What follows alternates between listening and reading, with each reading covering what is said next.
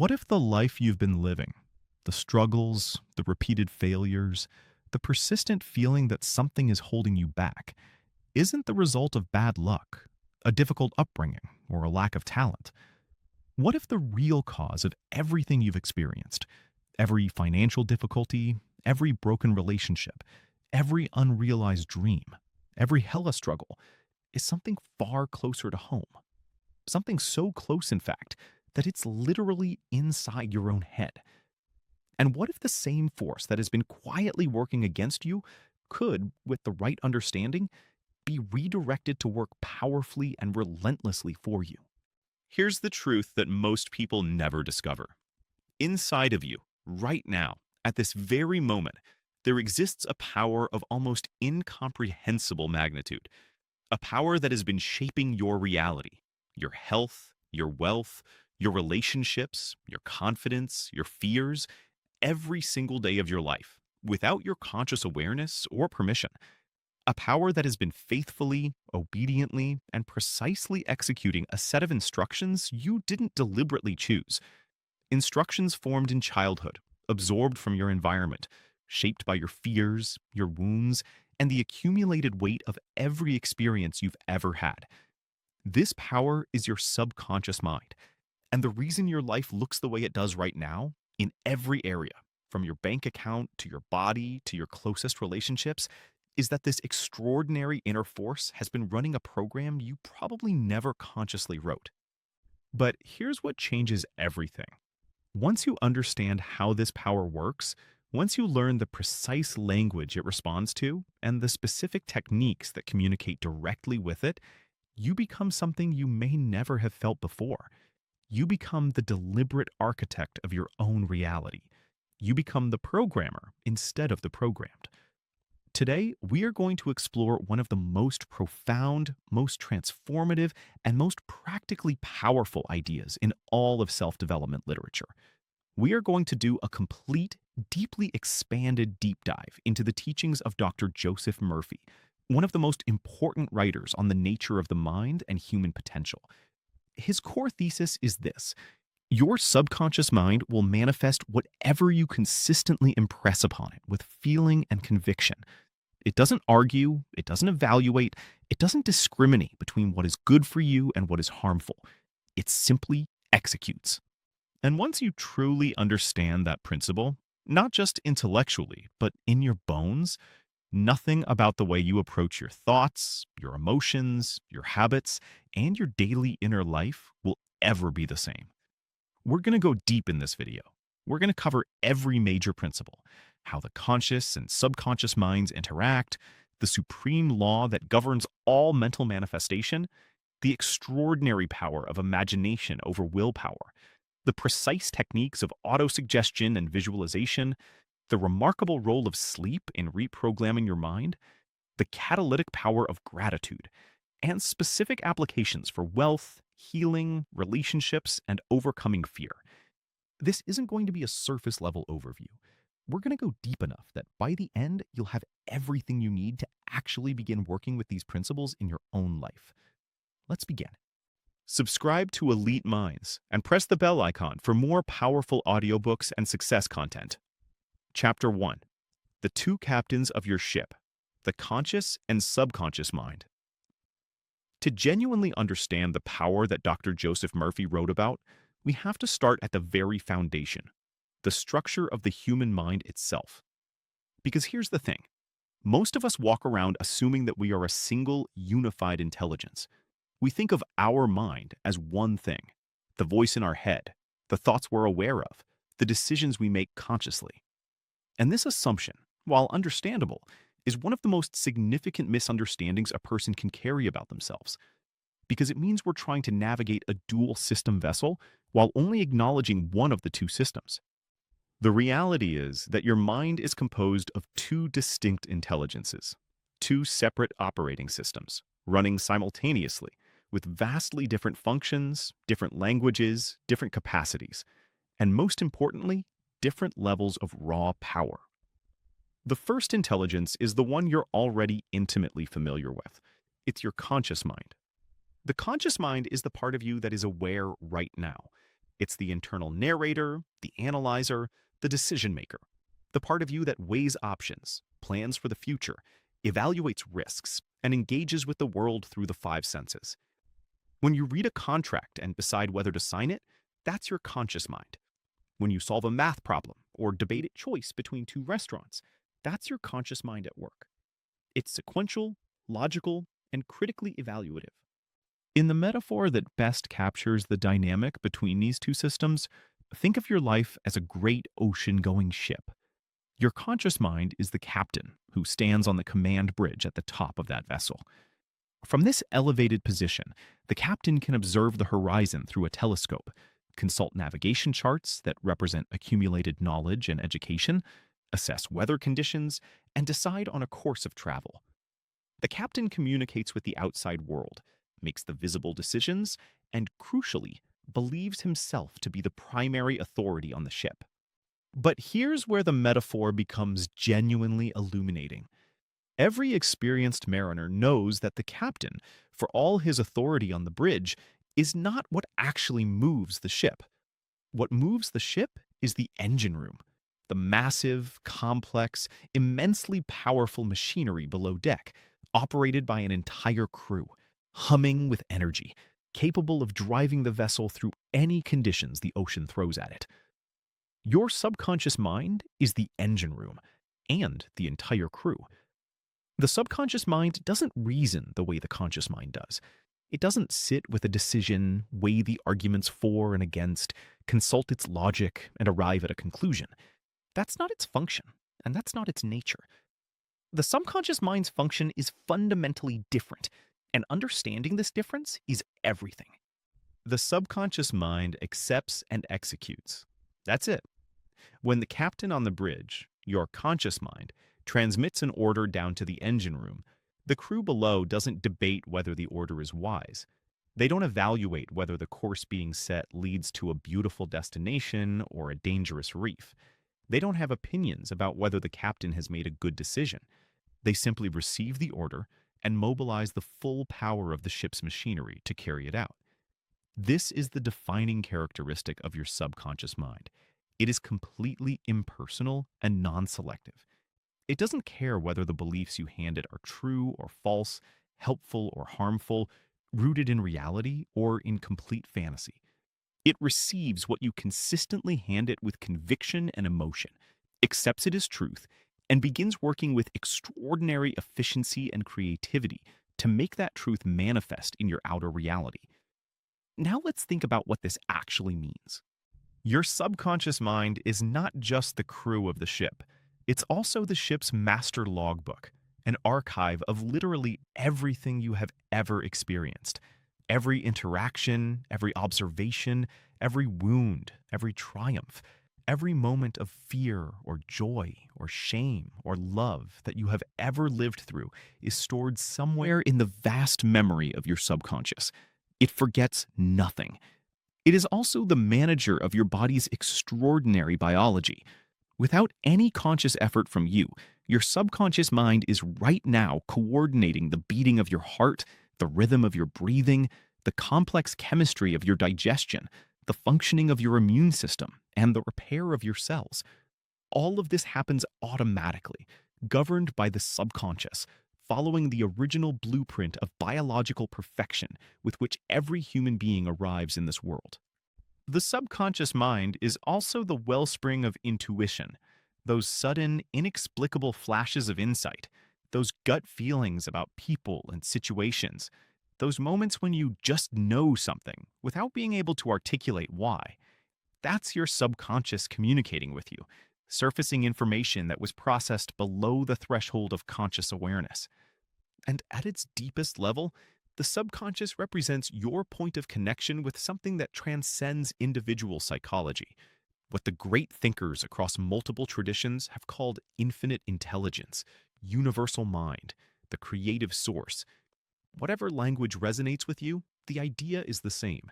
Your subconscious mind, at its depths, is connected to a reservoir of creative possibility and wisdom that vastly exceeds what your conscious, analytical mind can access alone. But before we get too abstract, Let's return to the most practically important thing about the subconscious, the thing you most need to understand and remember. The subconscious mind is like fertile soil. It will grow whatever seed is planted in it, with absolute neutrality and with absolute dedication. Imagine a garden with the most extraordinarily rich, dark, nutrient dense soil you have ever seen. Soil that could grow anything to spectacular vitality. Now imagine that this soil has no preferences whatsoever. It doesn't distinguish between a rose and a weed, between a fruit tree and a poisonous plant. Whatever seed you press into its surface, it will nourish and grow with precisely the same energy, the same dedication, the same faithful service. Your subconscious operates by exactly this principle. If your conscious mind, the gardener, has been planting seeds of inadequacy, I'm not smart enough, seeds of scarcity, there's never enough money, seeds of fear, I always fail when it really matters, seeds of unworthiness, I don't deserve to be loved. Your subconscious has been growing those seeds with perfect faithfulness. It didn't choose those beliefs. You didn't consciously choose them either. Most of them were absorbed from your environment in childhood, planted by circumstances you had no control over. But once planted and consistently watered with emotion and repetition, they took root. And the harvest you're currently experiencing in your life is the natural result of the seeds that have been growing in your subconscious garden. This is where we encounter what is perhaps the most important law Dr. Murphy identified, the law of belief. The law of belief is simple to state and profound in its implications. Your subconscious mind will accept as absolute truth and work to manifest any idea, belief, or thought that your conscious mind presents to it with sufficient conviction and feeling. It doesn't matter if that belief is objectively true. It doesn't matter if it's beneficial or harmful. All that matters is whether your conscious mind has accepted it as real. Here's how this plays out in daily life. Suppose your conscious captain has developed the deep, habitual belief, perhaps shaped by early experiences with money in your family, that financial prosperity is genuinely difficult to achieve and even harder to sustain. This isn't a belief you probably consciously chose. It was likely absorbed from the atmosphere of your upbringing, from overheard conversations, from watching your parents struggle, from a cultural narrative about who gets to be wealthy and who doesn't. But regardless of its origin, this belief has been planted in the subconscious garden and watered consistently with feeling. So the engine room has received a clear standing order. Financial prosperity is difficult. And the crew in the engine room doesn't argue. They simply execute. They calibrate your perception to overlook financial opportunities that are actually present. They create subtle but persistent patterns of self-sabotage in your financial decisions. They generate an almost reflexive discomfort when prosperity begins to arrive, causing you to unconsciously push it away. They make sure, with perfect reliability, that the order being executed matches the blueprint. Wealth is hard to come by. And meanwhile, the conscious captain on the bridge is baffled. I'm working hard, he says. I'm making good decisions. Why isn't the wealth coming? But the bridge is not where the real instructions originate. The real driving force of the ship is the engine room, and the engine room is running a different program. Now, let's look at the other direction.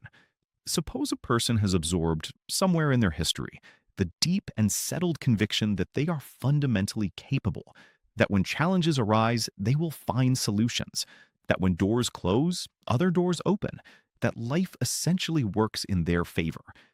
Again, this isn't necessarily a conscious philosophical position. It's more fundamental than that. It's a bedrock belief, a deep emotional knowing that lives in the engine room. For this person, the subconscious crew is running a completely different program. They're sharpening the person's intuition in the direction of solutions rather than problems. They're causing relevant memories and knowledge to surface at precisely the right moment. They're opening the person's perception to opportunities and synchronicities that are equally present for everyone, but which only those with solution-oriented programming actually notice and act on. The ship is moving powerfully and naturally in the direction of positive outcomes. Not because the world is giving this person special treatment, but because the engine room is faithfully executing the captain's standing order. I am capable, and life works in my favor. Now, here's where we need to understand the most common and painful dynamic that Dr. Murphy identified, and the one that is responsible for the vast majority of human suffering and struggle in life. It's the conflict between the conscious and subconscious minds. This is what happens when the captain gives one set of orders verbally, but his deepest programming tells a completely different story. Imagine a person, let's call him David, who consciously, genuinely, with real willpower and determination, has decided he wants to become more confident. He's read the books on confidence, he's tried the power poses, he sets the goal every morning. Today, I'm going to show up with confidence. He says the affirmations in the mirror, he pushes himself into challenging social situations.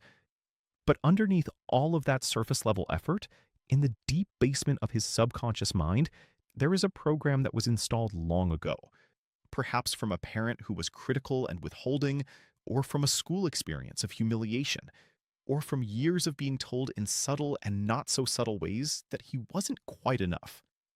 That program says, in the wordless but powerful language of deep belief, I am not enough. I am not worthy of respect. People will eventually see through me. So what happens? Both signals arrive in the engine room. The conscious captain's order, be confident, and the deep subconscious programming, not enough. The crew in the engine room has to choose one blueprint to execute. They cannot run two incompatible programs simultaneously.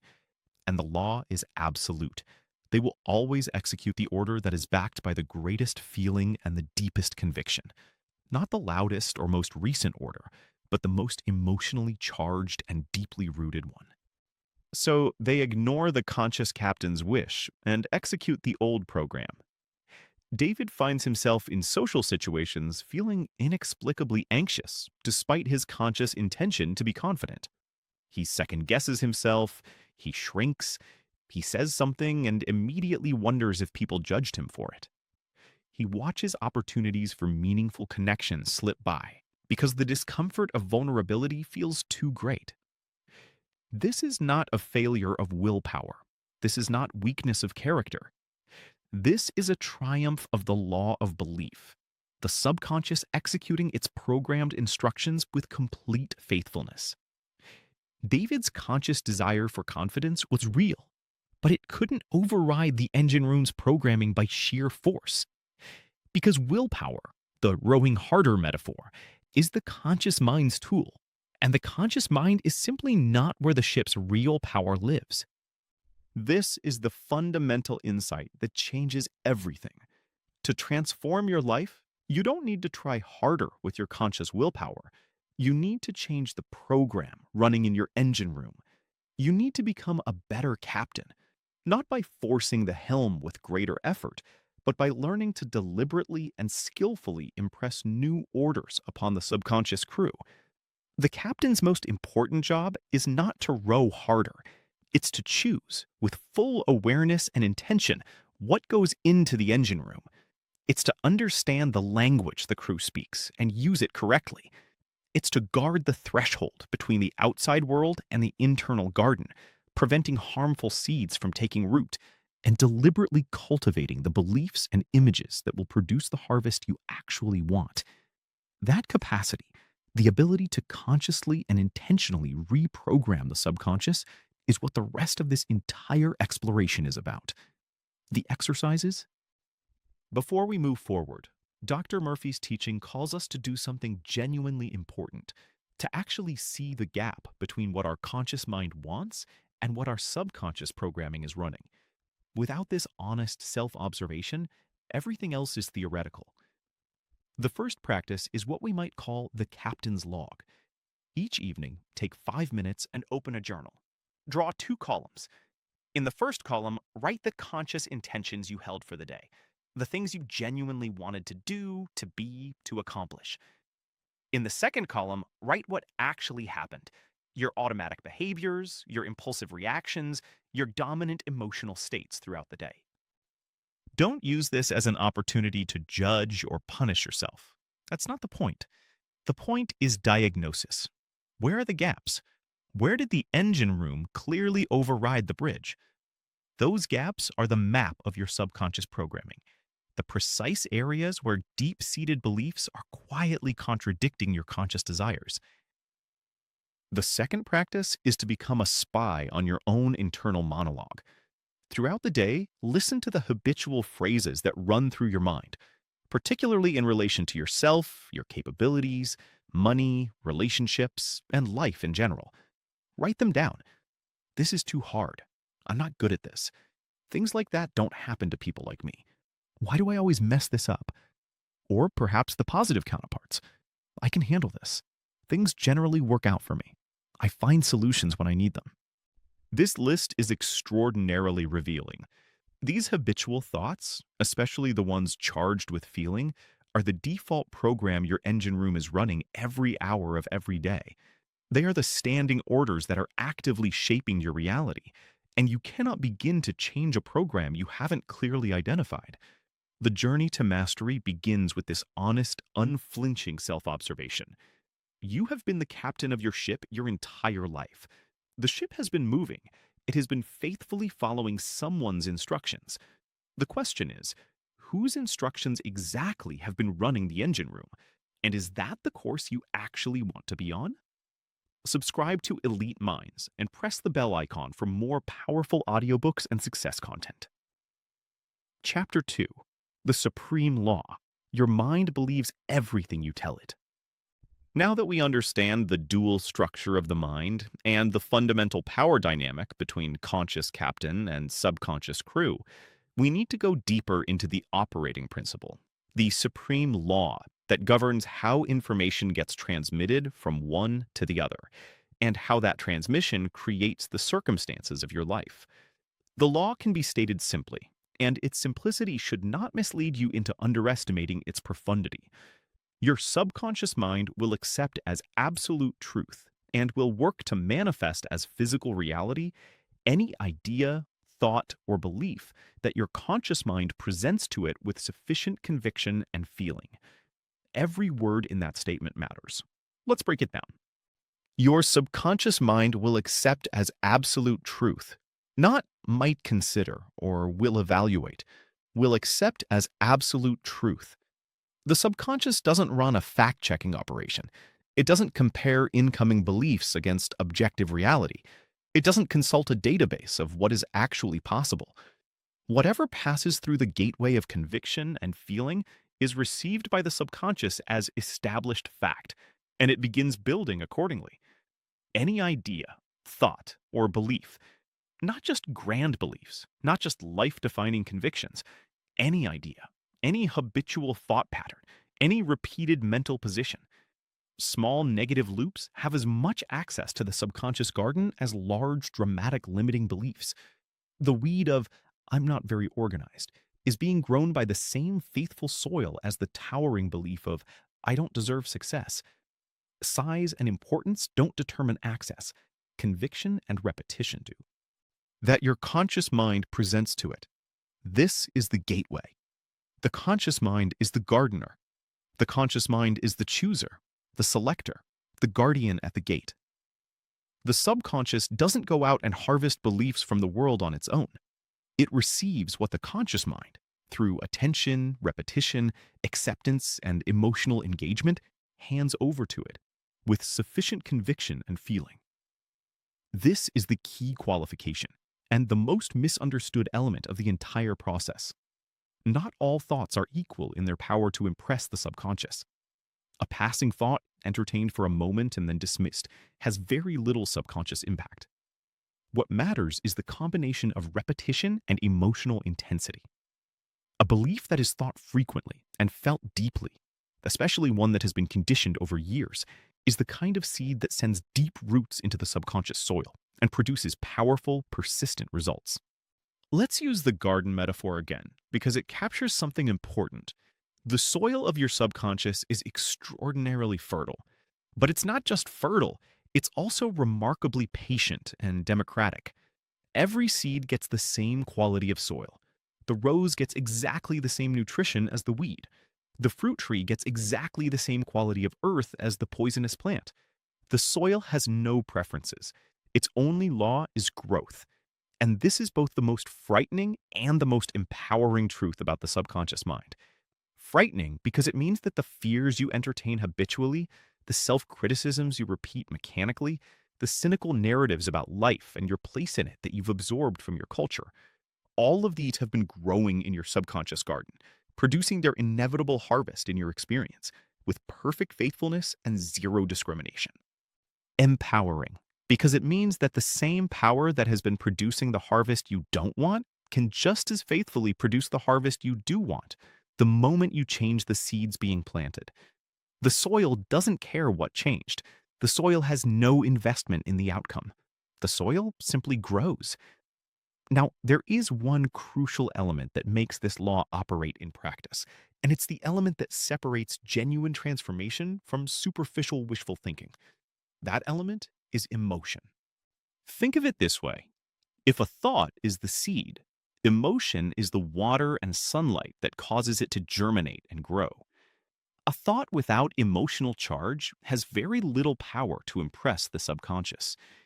You can repeat a positive affirmation mechanically, like a robot reciting lines, and if there is no genuine feeling behind it, no real sense of the truth it's expressing, no emotional connection to what you're saying, it will sit on the surface of the subconscious garden like a seed dropped on concrete. It won't take root. This is why so many people try affirmations, repeat them dutifully for a few weeks, see no results, and conclude that the whole approach is nonsense. The approach isn't nonsense. The execution is missing the essential ingredient. The words without the feeling are a recipe without the cooking. They're the blueprint without the builders. Here's the precise formula Dr. Murphy identified. Thought plus feeling equals belief, and belief impressed upon the subconscious with consistency creates reality. Let's think about this formula carefully. When you have a thought and simultaneously feel a strong emotion in connection with that thought, the combination creates something qualitatively different from either element alone. The emotion is what validates the thought as real for the subconscious. It's the equivalent of the captain on the bridge not just saying the words of an order, but transmitting it with urgency, with certainty, with full authority. The engine room's response to "please consider heading north" is very different from its response to "we are heading north. All engines, now." Feeling is authority. Feeling is reality signaling.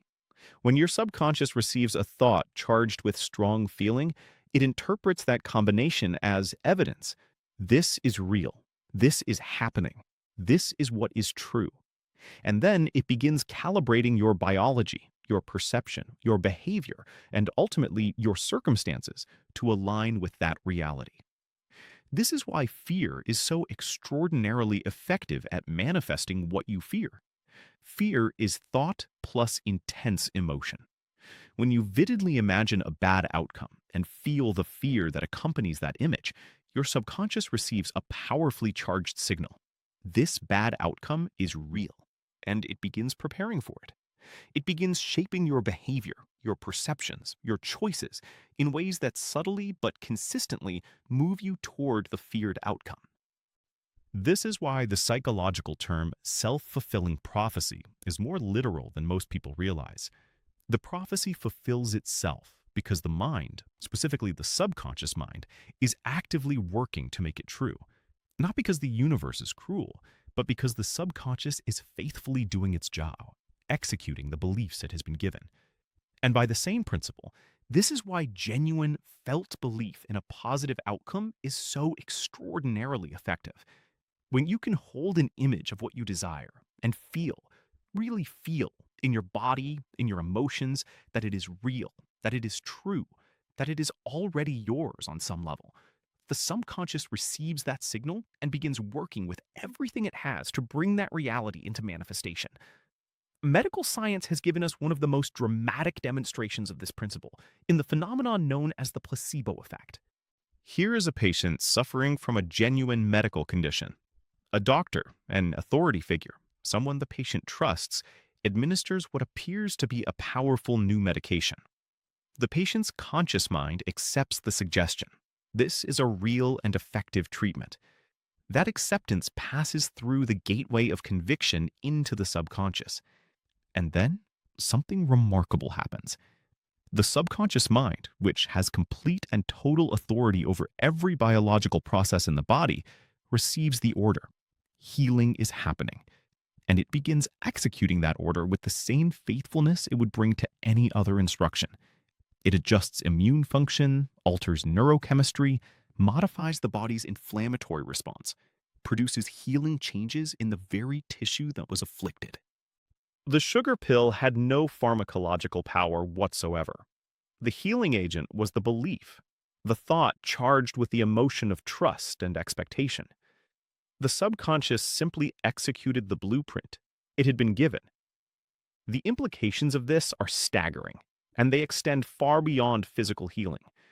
They suggest that the boundary between belief and reality, between what we think is true and what actually comes to be, is far more permeable than the materialist worldview acknowledges. It's also worth noting that this mechanism works with terrible effectiveness in the negative direction, too, in what is sometimes called the nocebo effect. When patients are told with authority that a treatment will have certain negative side effects, they often experience exactly those side effects, even when given a placebo. When people are told convincingly that a particular substance is toxic or harmful, their bodies sometimes respond with genuine physical symptoms, even when the substance is completely inert. The authority figure's suggestion is accepted by the conscious mind, passes through the gateway of conviction into the subconscious, and the subconscious faithfully produces the promised result. The body believes what the mind tells it, always. Now, understanding the law and understanding the role of emotion leads us to a crucial insight about why so many sincere, well-intentioned attempts at self-improvement fail. The failure almost always comes down to this.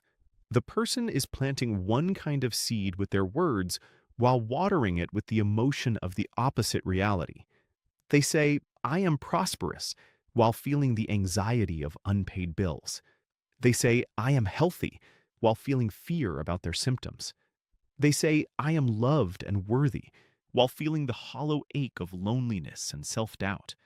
They say, "I am confident," while feeling the familiar tightening of inadequacy. In each of these cases, the words are saying one thing, and the feeling is saying something entirely different.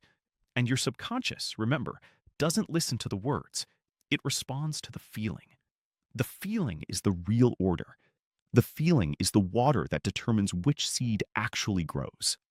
So the person who says, "I am prosperous," while feeling genuine scarcity, is actually reinforcing their scarcity programming, despite their conscious intention to do the opposite.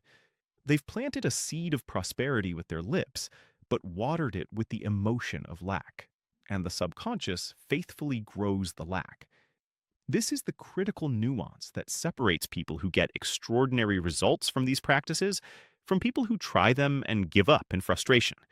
It's not about finding the right words, it's about generating the right feeling. The words are just a vehicle for conveying the feeling to the subconscious. The feeling is everything. So, how do you generate a genuine feeling of prosperity when your bank account is empty? How do you generate a real feeling of health when you're experiencing symptoms? How do you generate the feeling of being loved and worthy when you feel lonely and invisible? That's precisely what the later chapters will teach us. Specific, practical techniques for doing exactly this. For now, the important thing is to understand the principle. The feeling must be real, not forced. It must be genuinely evoked, not merely performed. One more dimension of this supreme law deserves attention, and it is perhaps the most empowering aspect of all. Your conscious mind, the captain on the bridge, has a power that is easy to underestimate: the power to choose. The subconscious is the executor, but the conscious mind is the chooser. Every day, the world presents your conscious mind with thousands of suggested seeds: beliefs, ideas, narratives about what is possible, about who you are, about how life works. These come from the news, from social media, from conversations with friends and colleagues, from advertising, from the cultural atmosphere you live in. Most people are completely passive in relation to this constant stream of incoming suggestions. They simply absorb whatever arrives. They accept the news's narrative that the world is dangerous and declining. They absorb social media's narrative that they are somehow behind and insufficient compared to the carefully curated highlights of other people's lives. They accept a cynical friend's suggestion that their business idea is naive and impractical. They receive a critical parent's suggestion that they've never been quite good enough. Each of these accepted suggestions becomes a seed in the subconscious garden, and each seed, watered with the emotion of acceptance and repetition, begins to grow. But here's what Dr. Murphy insists we understand. You don't have to accept any of these suggestions.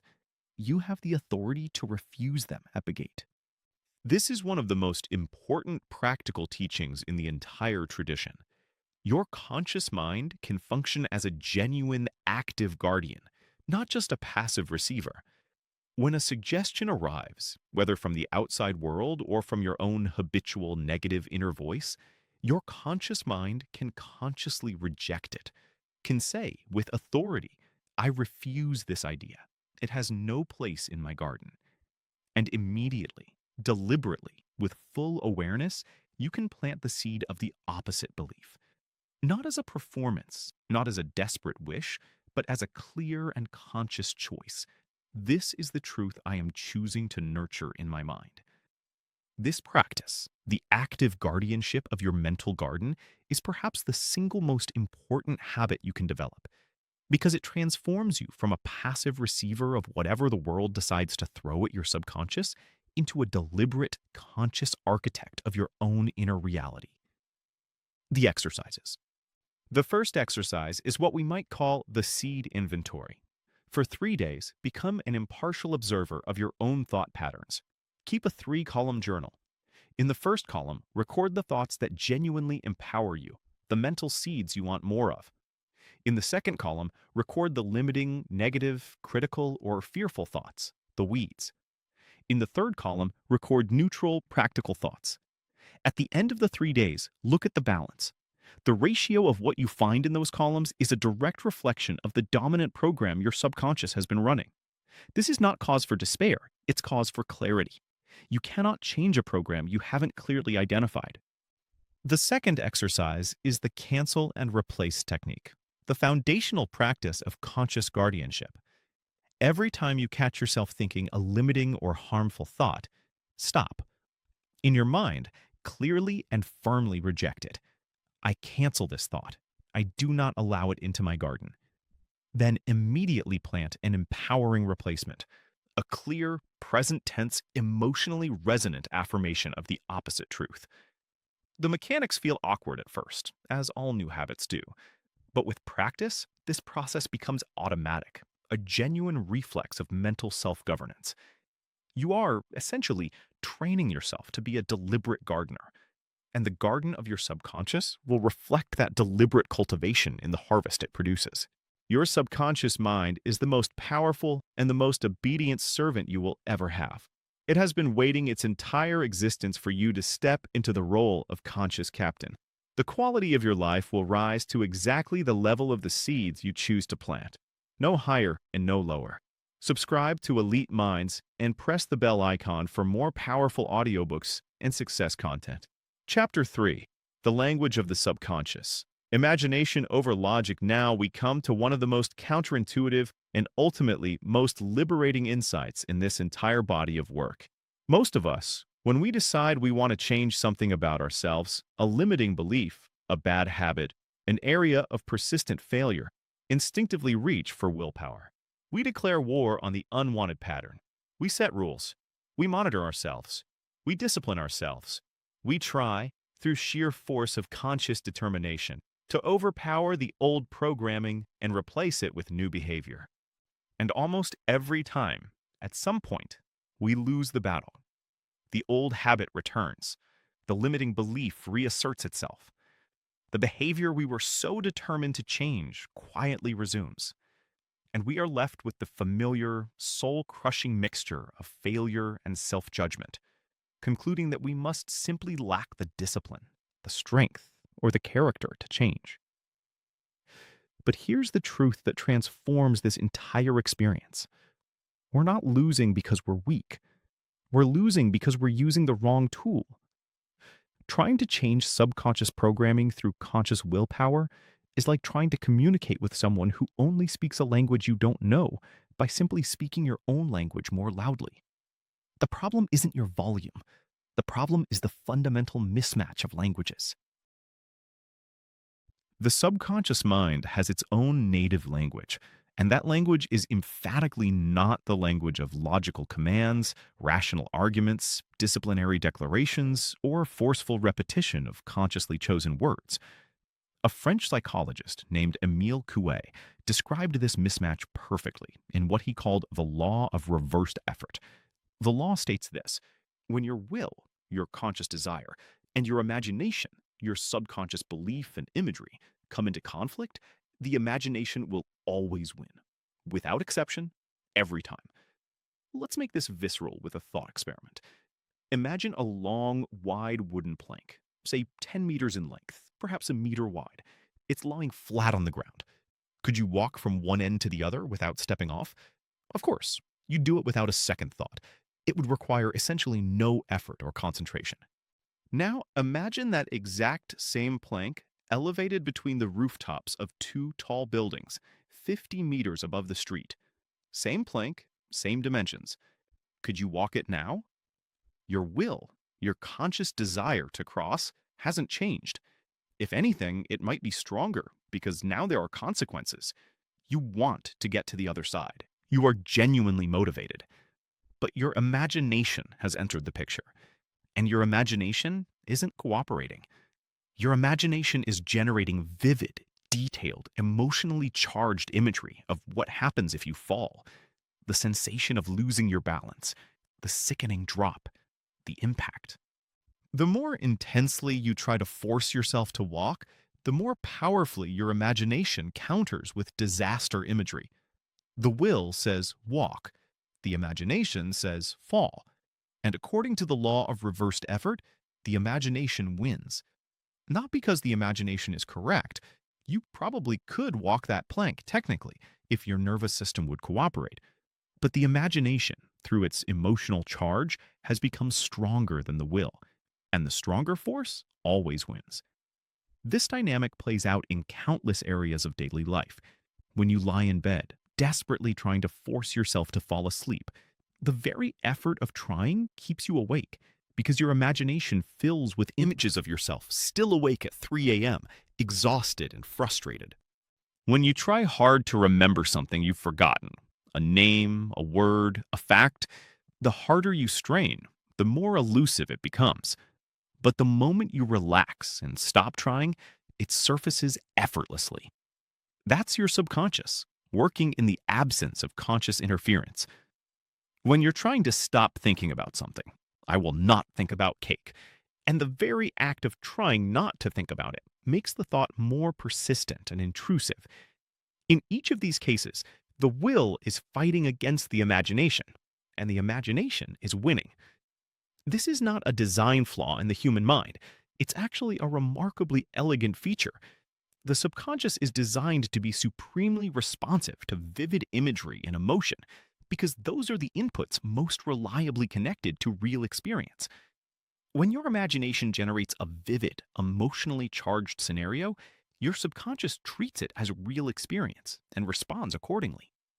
The problem only arises when we try to fight this feature rather than work with it.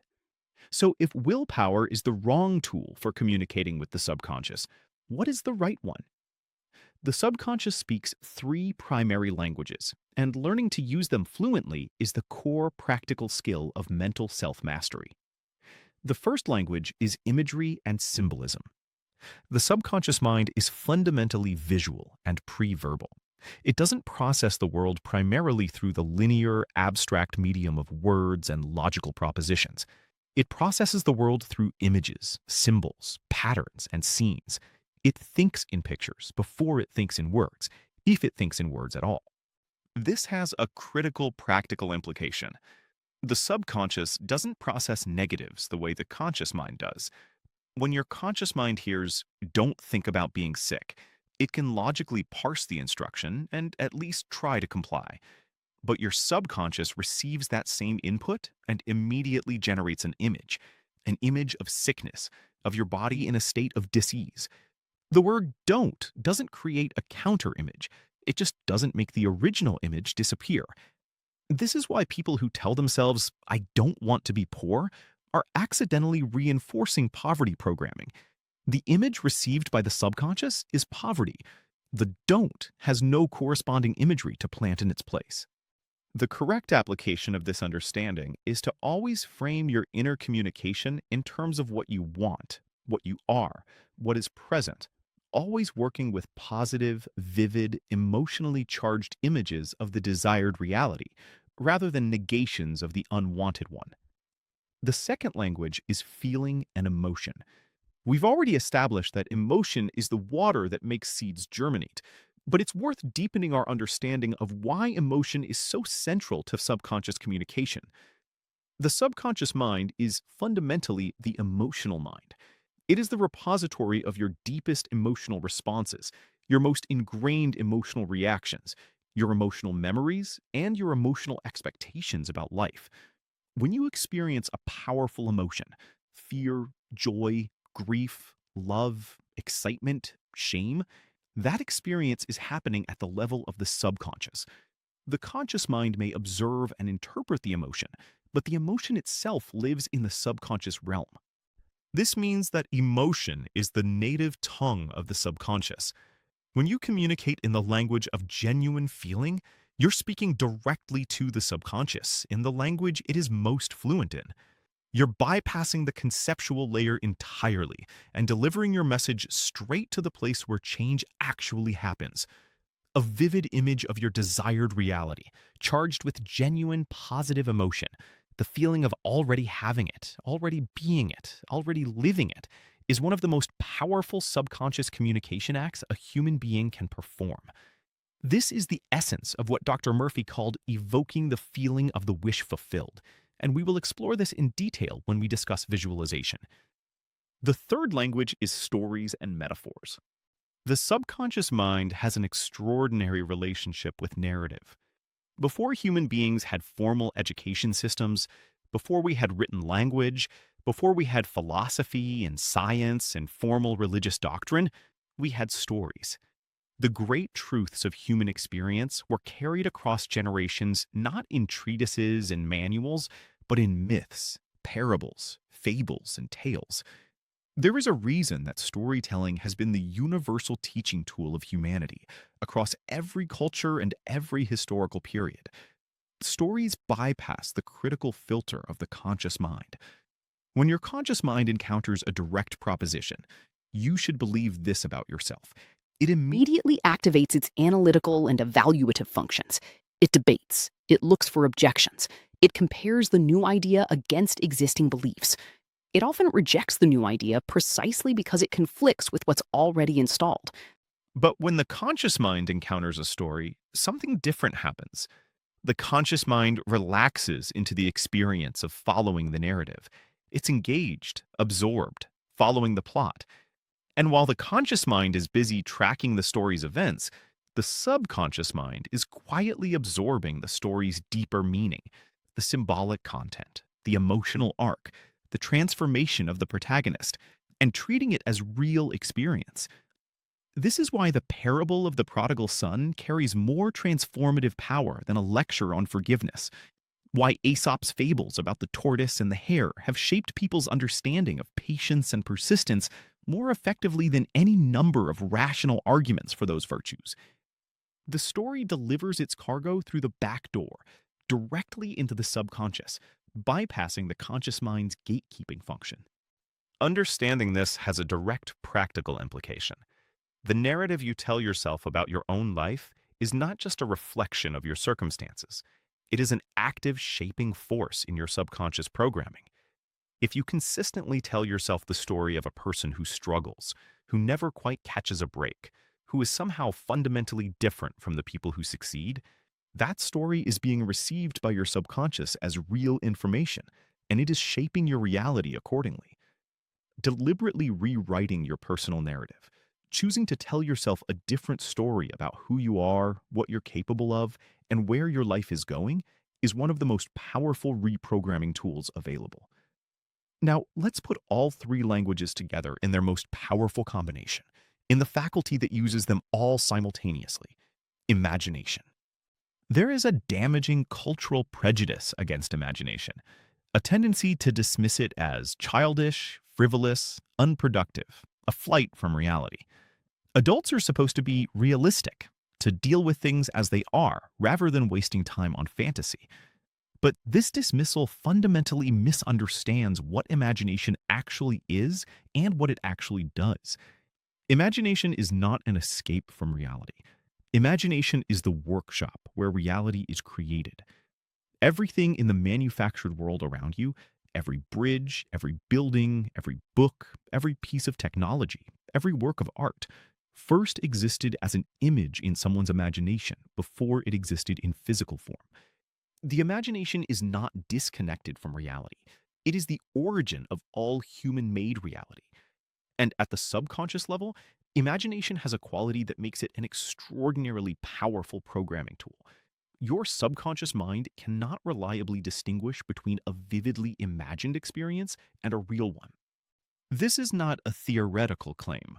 It's supported by neurological research showing that when you vividly imagine performing a physical action, the same motor neurons that fire during actual physical performance also fire during the imagined performance. Athletes who practice their events through vivid mental rehearsal consistently show improved physical performance compared to athletes who only practice physically, because the nervous system is receiving the same quality of training from the mental practice as from the physical practice. The subconscious doesn't stamp your experiences with real or imagined. It processes them by their emotional and sensory vividness. A real experience that was dull and emotionally neutral may have less subconscious impact than a vividly imagined experience charged with strong positive emotion. This is the mechanism that makes visualization work. When you vividly imagine your desired reality, with sensory detail, with emotional charge, from the perspective of it being already real, your subconscious receives that experience as genuine. It processes it as a real event that has happened. It updates its programming accordingly. And then it begins coordinating your perception, your behavior, your intuition, and eventually your circumstances to align with the new reality it has been shown. But here's the refinement that Dr. Murphy insists on, and it's important. Don't visualize the journey. Visualize the destination. Specifically, visualize the feeling of the wish already fulfilled. Don't imagine the difficult process of achieving your goal. Don't imagine yourself struggling and finally succeeding after heroic effort. Instead, skip straight to the end. Imagine the scene after the achievement. Imagine yourself already living in the reality you desire, not straining toward it, already there, already normal, already natural. If you want a new career, don't visualize the job interview process. Visualize yourself thriving in the new role, doing meaningful work, feeling the satisfaction and competence that comes with having already made the transition. The scene is after the arrival, not during the journey. If you want financial freedom, don't visualize the process of making money. Visualize yourself in a specific, vivid scene of your financially free life. What you see, what you feel, the quality of ease and security in your body when money is no longer a source of anxiety. If you want a healed relationship, don't visualize the difficult conversation that needs to happen. Visualize the reconciliation embrace, the shared laughter, the feeling of harmony and connection that exists after the healing has occurred. The reason for this focus on the end is that what you're really trying to generate is the feeling. And the feeling of arriving is far more accessible, far more emotionally potent than the feeling of trying to arrive. The end scene produces the exact emotional signature: gratitude, peace, joy, relief, satisfaction that your subconscious needs to receive as its marching orders. When you can genuinely feel, in your body, in your emotional experience, the emotion that would accompany your wish already fulfilled, you have accomplished the most important part of the whole process. You have spoken to your subconscious in its most fluent language. You have handed the engine room a clear and emotionally charged blueprint. And the law says the crew will begin building. The exercises. The first exercise is a direct experience of the law of reversed effort that you can do right now. First, try to force yourself to relax. Consciously and deliberately command your body, relax now, calm down, be still. Notice what happens. The more you order your body to relax, the more tension you may actually feel. The conscious effort creates resistance. Now try the alternative. Instead of commanding relaxation, simply begin to imagine a scene that for you is the very essence of peace. Maybe you're floating in warm ocean water. Maybe you're lying in sunlit grass in a quiet garden. Maybe you're in a deeply comfortable chair by a fire on a winter evening. Don't try to relax. Just immerse yourself in the imagined scene and feel its quality. Notice how, without any effort, your muscles begin to soften, your breathing deepens, your nervous system shifts into ease. This is the difference between will and imagination. This is the language the subconscious actually speaks. The second exercise is mental rehearsal. Choose an upcoming event that carries some anxiety for you. A presentation, a difficult conversation, a performance, a social situation. For a few minutes each day in the days leading up to it, practice vivid mental rehearsal. But don't rehearse the anxious version. Don't play out the worst case scenario over and over in your mind.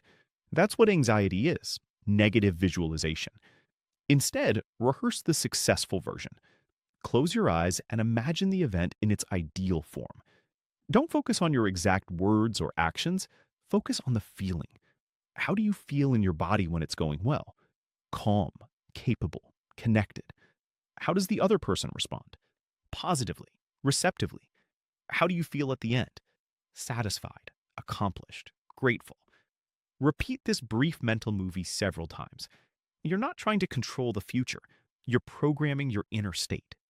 And walking into any situation with a pre-programmed inner state of calm confidence dramatically increases the probability of a positive outcome. Stop fighting. Start imagining. Your willpower is a limited resource. Your imagination is an inexhaustible one, and it speaks the language the most powerful part of you already understands. Subscribe to Elite Minds and press the bell icon for more powerful audiobooks and success content. Chapter 4. The Technique of Autosuggestion, Planting New Seeds. We now move into one of the most practical and actionable areas of this entire teaching, the art and science of autosuggestion. Let's start by being precise about what we mean. A suggestion in this context simply means an idea or concept introduced into the mind with the intention of being accepted. Suggestions are happening to you constantly, from the media you consume, from the people around you, from the cultural environment you inhabit. Every advertisement is a suggestion. Every news headline is a suggestion. Every offhand remark from someone you trust is a suggestion. Your mind is receiving suggestions every waking hour. Autosuggestion is the deliberate act of taking control of this process. Instead of being a passive recipient of whatever suggestions the world chooses to offer you, you become the conscious, intentional source of your own mental programming. You become, in the most positive sense of the word, your own influencer, shaping your subconscious beliefs through carefully chosen, consistently applied, emotionally charged mental inputs. The principle is straightforward. Any suggestion, consistently repeated with sufficient emotion and conviction, will eventually be accepted as truth by the subconscious mind. Once accepted as truth by the subconscious, it will be manifested as the conditions, circumstances, and experiences of your life. This is why affirmations, when used correctly, are not just positive thinking. They're a surgical technique for rewriting the code that runs your life. The key phrase is when used correctly. Because the vast majority of people who try affirmations use them in ways that virtually guarantee failure. They are unknowingly violating one or more of the principles that make autosuggestion actually work. There are four core principles that determine whether an affirmation will penetrate the subconscious effectively or simply bounce off the surface of the conscious mind. The first principle: simplicity and clarity. Your subconscious mind, in this respect, operates like a very young child. It responds best to clear, simple, direct communication. Long, complicated, highly qualified statements don't register well. I am in the process of systematically addressing the limiting beliefs that have historically prevented me from achieving my full financial potential is a conscious mind sentence. It's grammatically precise and intellectually accurate, but it's completely unsuitable for subconscious programming. Your subconscious needs something it can absorb instantly, something that creates a clear image and an immediate emotional response. Money flows to me freely and abundantly. Does that? It's direct, it creates a clear image, and it points unambiguously toward the desired reality. Short, clear, powerful. Think of it as the difference between a text message and a legal document. Your subconscious responds to text messages. The second principle: the present tense. This one is perhaps the most consistently violated principle in affirmation practice, and its violation creates a subtle but devastating problem. When we formulate our desires in the future tense, I will be wealthy, I am going to be healthy, I will find love, we are actually programming our subconscious with a very specific and unhelpful instruction.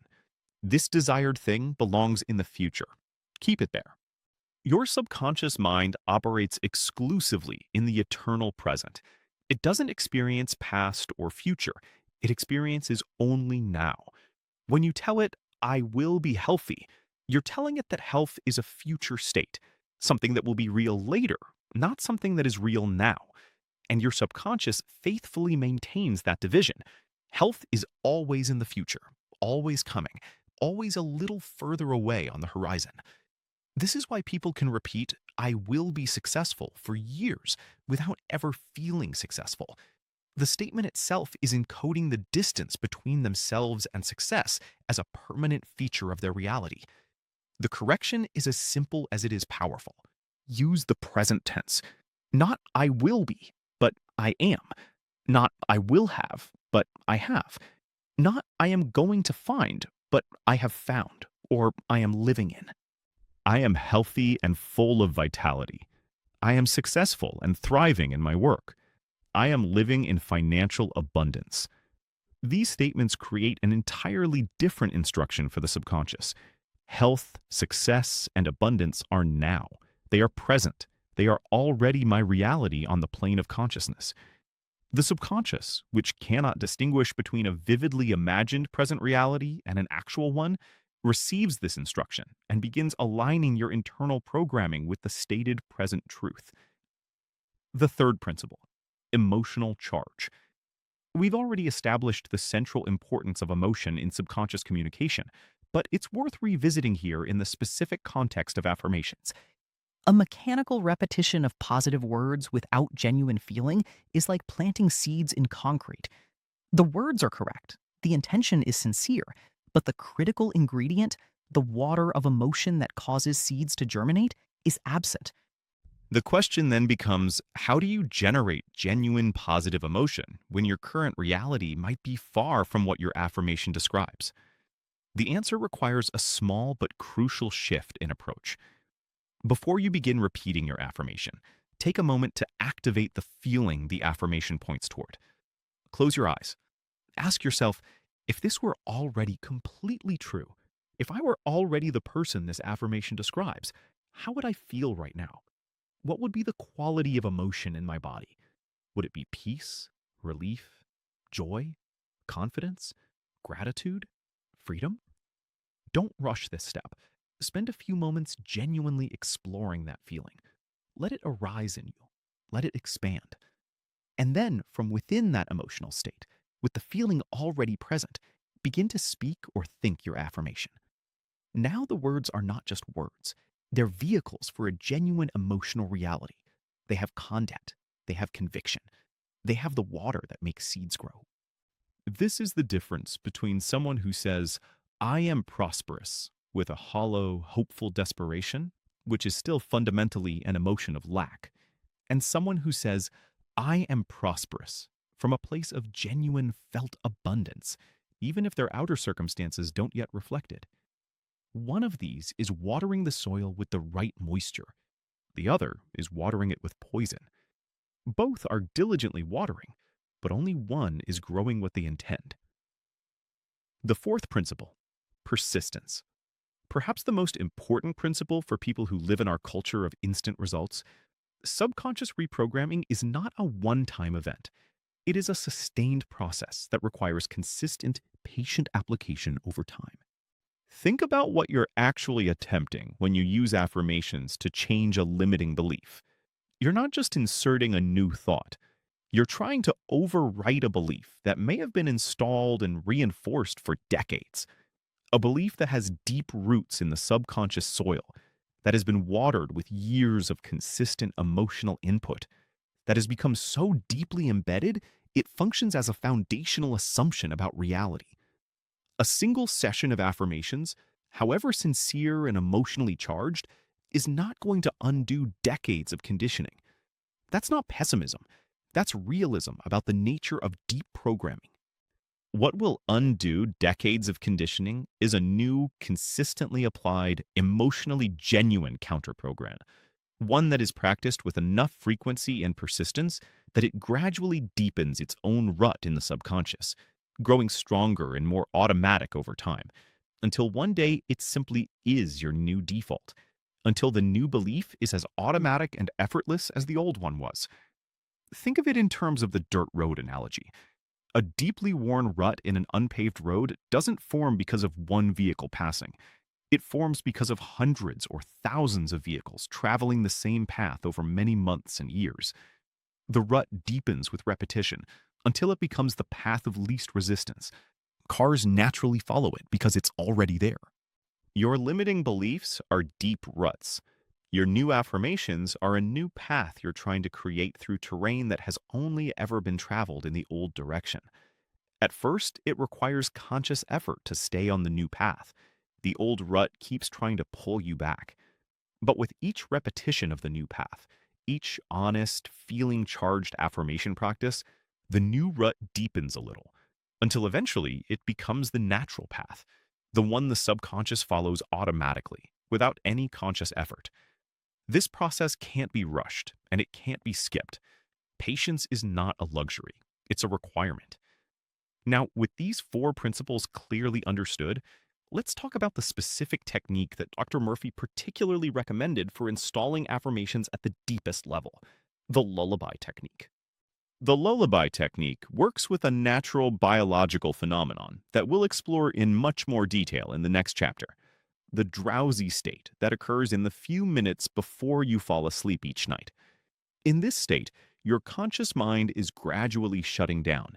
Its critical and analytical functions are quieting, and the doorway between the conscious and subconscious mind opens wide. In this relaxed, drowsy state, your subconscious is at its most receptive. Suggestions offered in this state bypass the usual gatekeeping function of the conscious mind and land directly in the subconscious soil. The practice is beautifully simple. As you lie in bed each night, drifting towards sleep, choose your most important affirmation, the one most relevant to the transformation you're working on, and begin to repeat it gently, passively, softly, not with straining effort, not with muscular concentration, with the same gentle, drowsy quality that a parent uses when softly singing or speaking to a child who is falling asleep. The goal is not to force the mind into believing anything. The goal is to let the affirmation and its associated feeling become the last conscious experience of the evening, the final imprint on the garden of the subconscious before the deep work of sleep begins. This gentle, passive, feeling-charged repetition, practiced consistently, night after night, is one of the most powerful reprogramming methods available to any human being. Building your personal affirmations. The process of creating genuinely effective affirmations for your own specific situation is an important skill. Let's walk through it step by step. Begin by identifying the specific area of your life you want to transform. Be concrete. I want to be happier is too vague to produce a useful affirmation. I want to feel genuinely confident in professional situations is specific enough to work with. Next, translate that desire into a statement of present tense fact. If the desire is more professional confidence, the affirmation becomes, I am secure, capable, and confident in all professional situations. Short, present tense, clear. Then, personalize it with an emotional qualifier, a phrase that describes how you feel in the reality your affirmation describes. I am secure, capable, and confident in all professional situations, and I feel a deep, natural ease and authority in everything I do. Now the affirmation has emotional content built right into it. Finally, commit to a practice of consistent nightly repetition in the drowsy state with genuine feeling for at least 3 weeks. Give the new seed time to take root before expecting to see results in the outer world. Common obstacles will arise. Your conscious mind will object. This is ridiculous. You're lying to yourself. None of this is true. This is entirely normal. The old captain always resists when new programming threatens his authority. When this happens, don't argue with the objection. Don't try to convince your conscious mind that the affirmation is currently factually true. It probably isn't. Simply acknowledge the objection gently. I hear you, and I'm continuing the practice anyway. Then return to your affirmation with as much genuine feeling as you can access. The objection, over time, will become quieter, not because you've logically persuaded yourself into the new belief, but because the new programming is gradually becoming stronger than the old, and the old objection is losing its authority. Another common obstacle is impatience, the desire to see immediate outer results as confirmation that the process is working. This impatience, if indulged, can actually undermine the practice, because the feeling of impatience is itself a signal to the subconscious that the desired reality is not yet here, which can counteract the affirmation's effect. The antidote to impatience is trust, not blind faith, but well-founded confidence in the operation of natural law. You don't dig up a seed every day to check if it's growing. You plant it, water it consistently, and trust the process of growth that is already underway below the surface. The results in your outer reality will come, not overnight, but inevitably, if you maintain consistent, genuine practice. Autosuggestion is not magic in the theatrical sense. It's the disciplined application of a natural law. And natural laws, when correctly applied, produce results as reliably as gravity produces falls. Subscribe to Elite Minds and press the bell icon for more powerful audiobooks and success content. Chapter 5. The Cinema of the Mind, the Magic of Visualization. We have established that the native language of the subconscious mind is imagery. We have established that a vividly imagined experience, charged with genuine emotion, is processed by the subconscious as real experience. We have established that the goal of the most powerful subconscious communication is to evoke the feeling of the wish already fulfilled. All of these understandings converge in the single most powerful technique for subconscious reprogramming: visualization, or as Dr. Murphy described it, the cinema of the mind. Visualization, practiced correctly, is not daydreaming. It's not wishful thinking. It's not escapism. It is the deliberate, disciplined act of creating a blueprint in the most powerful architectural language the subconscious understands, the language of vivid, emotionally charged, multisensory imagery, and handing that blueprint to the master builder with a clear instruction: build this. The specific technique that most effectively accomplishes this is what we can call the mental movie technique. The name captures the quality we're aiming for: not a still photograph, not a vague impression, but a full, rich, moving, multi-sensory, emotionally alive scene. one that feels as real in your imagination as an actual lived experience. And the content of that scene is always, always, always focused on a single specific thing: the happy ending, the final scene, the moment after your desire has already been fulfilled. This bears emphasizing because it's the point where many people's visualization practice goes wrong. They visualize the process of achieving their goal, the journey, the struggle, the effort required. They see themselves working hard, making progress, overcoming obstacles. And while this might seem positive and realistic, it actually undermines the purpose of visualization. Because the emotional signature of working towards something is fundamentally different from the emotional signature of having arrived. The feeling you want to generate, the feeling that functions as the actual programming instruction to your subconscious, is the feeling of arrival, of completion, of already having and already being. The feeling of naturalness, the feeling that this is simply your life now. This is normal. This is who I am and what my reality looks like. That feeling, when it's genuine, when it's deeply felt, when it arises naturally from an immersive, sensory-rich visualization of the desired reality, is the single most powerful subconscious signal you can generate. It tells the engine room, with absolute clarity and authority, this reality is already established. Begin aligning our outer experience with it. Creating your personal mental movie, a step-by-step guide. Step 1. Define the final scene with precision. The first task is to identify the single scene, brief, vivid, specific, that most powerfully represents the fulfillment of your desire. The scene should be short, 10 to 20 seconds of vivid imagery that you can play on a loop. Long, sprawling visualizations tend to lose focus and emotional intensity. A brief, powerful, crystalline scene is far more effective. The scene should be after the arrival, not during the journey. It shows the reality of your desire as already fully manifested. The scene should be personally meaningful. It should resonate with your specific dreams and values, not with someone else's generic vision of success. And the scene should naturally generate strong, positive emotion when you imagine it. If it doesn't move you, it won't move your subconscious. Let's work through some examples. If your desire is financial freedom, don't visualize the process of making money or building a business. Instead, visualize a specific moment that, for you, would unmistakably mean that financial freedom has arrived. Perhaps it's a quiet morning at your kitchen table, looking at your bank app and feeling a deep wave of relief and security wash through you. Perhaps it's the moment you call your parents and tell them, without any strain in your voice, that you've paid off a family debt. Perhaps it's booking a significant trip for your family on an impulse, simply because you want to, without any anxiety about the cost. Choose the scene that, for you, contains the most emotional truth about what financial freedom actually means.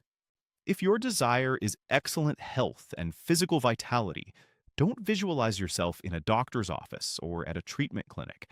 Visualize yourself doing something you couldn't do before: running easily on a beach at sunrise, lifting your grandchild with ease and joy, waking up on a Monday morning feeling genuinely energized and alive in your body.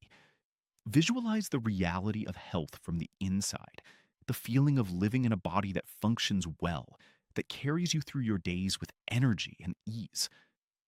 If your desire is a loving, harmonious relationship, don't visualize the first date or the process of finding someone. Visualize a quiet, ordinary moment deep in the middle of a good relationship. Cooking together in a kitchen, the warm naturalness of genuine partnership, or a moment of profound connection, a meaningful conversation, a shared laugh that feels like home. The scene should capture the quality of love and ease that represents your vision of a truly good relationship.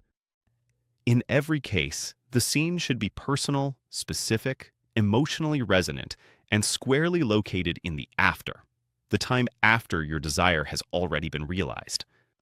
Step 2. Engage all 5 senses. This is the step that transforms visualization from a faint mental sketch into a genuine synthetic memory. an experience vivid enough for the subconscious to process as real. Most people, when they try to visualize, create something thin and two-dimensional, a vague impression of a scene, with little sensory detail. This is like trying to plant a seed in soil with a toothpick rather than a proper dibber. The seed goes in, but not deeply, and it hasn't been given proper contact with the earth. To create a visualization that genuinely impresses the subconscious, you need to bring all five senses to the imagined scene. Sight. Don't just generally see the scene.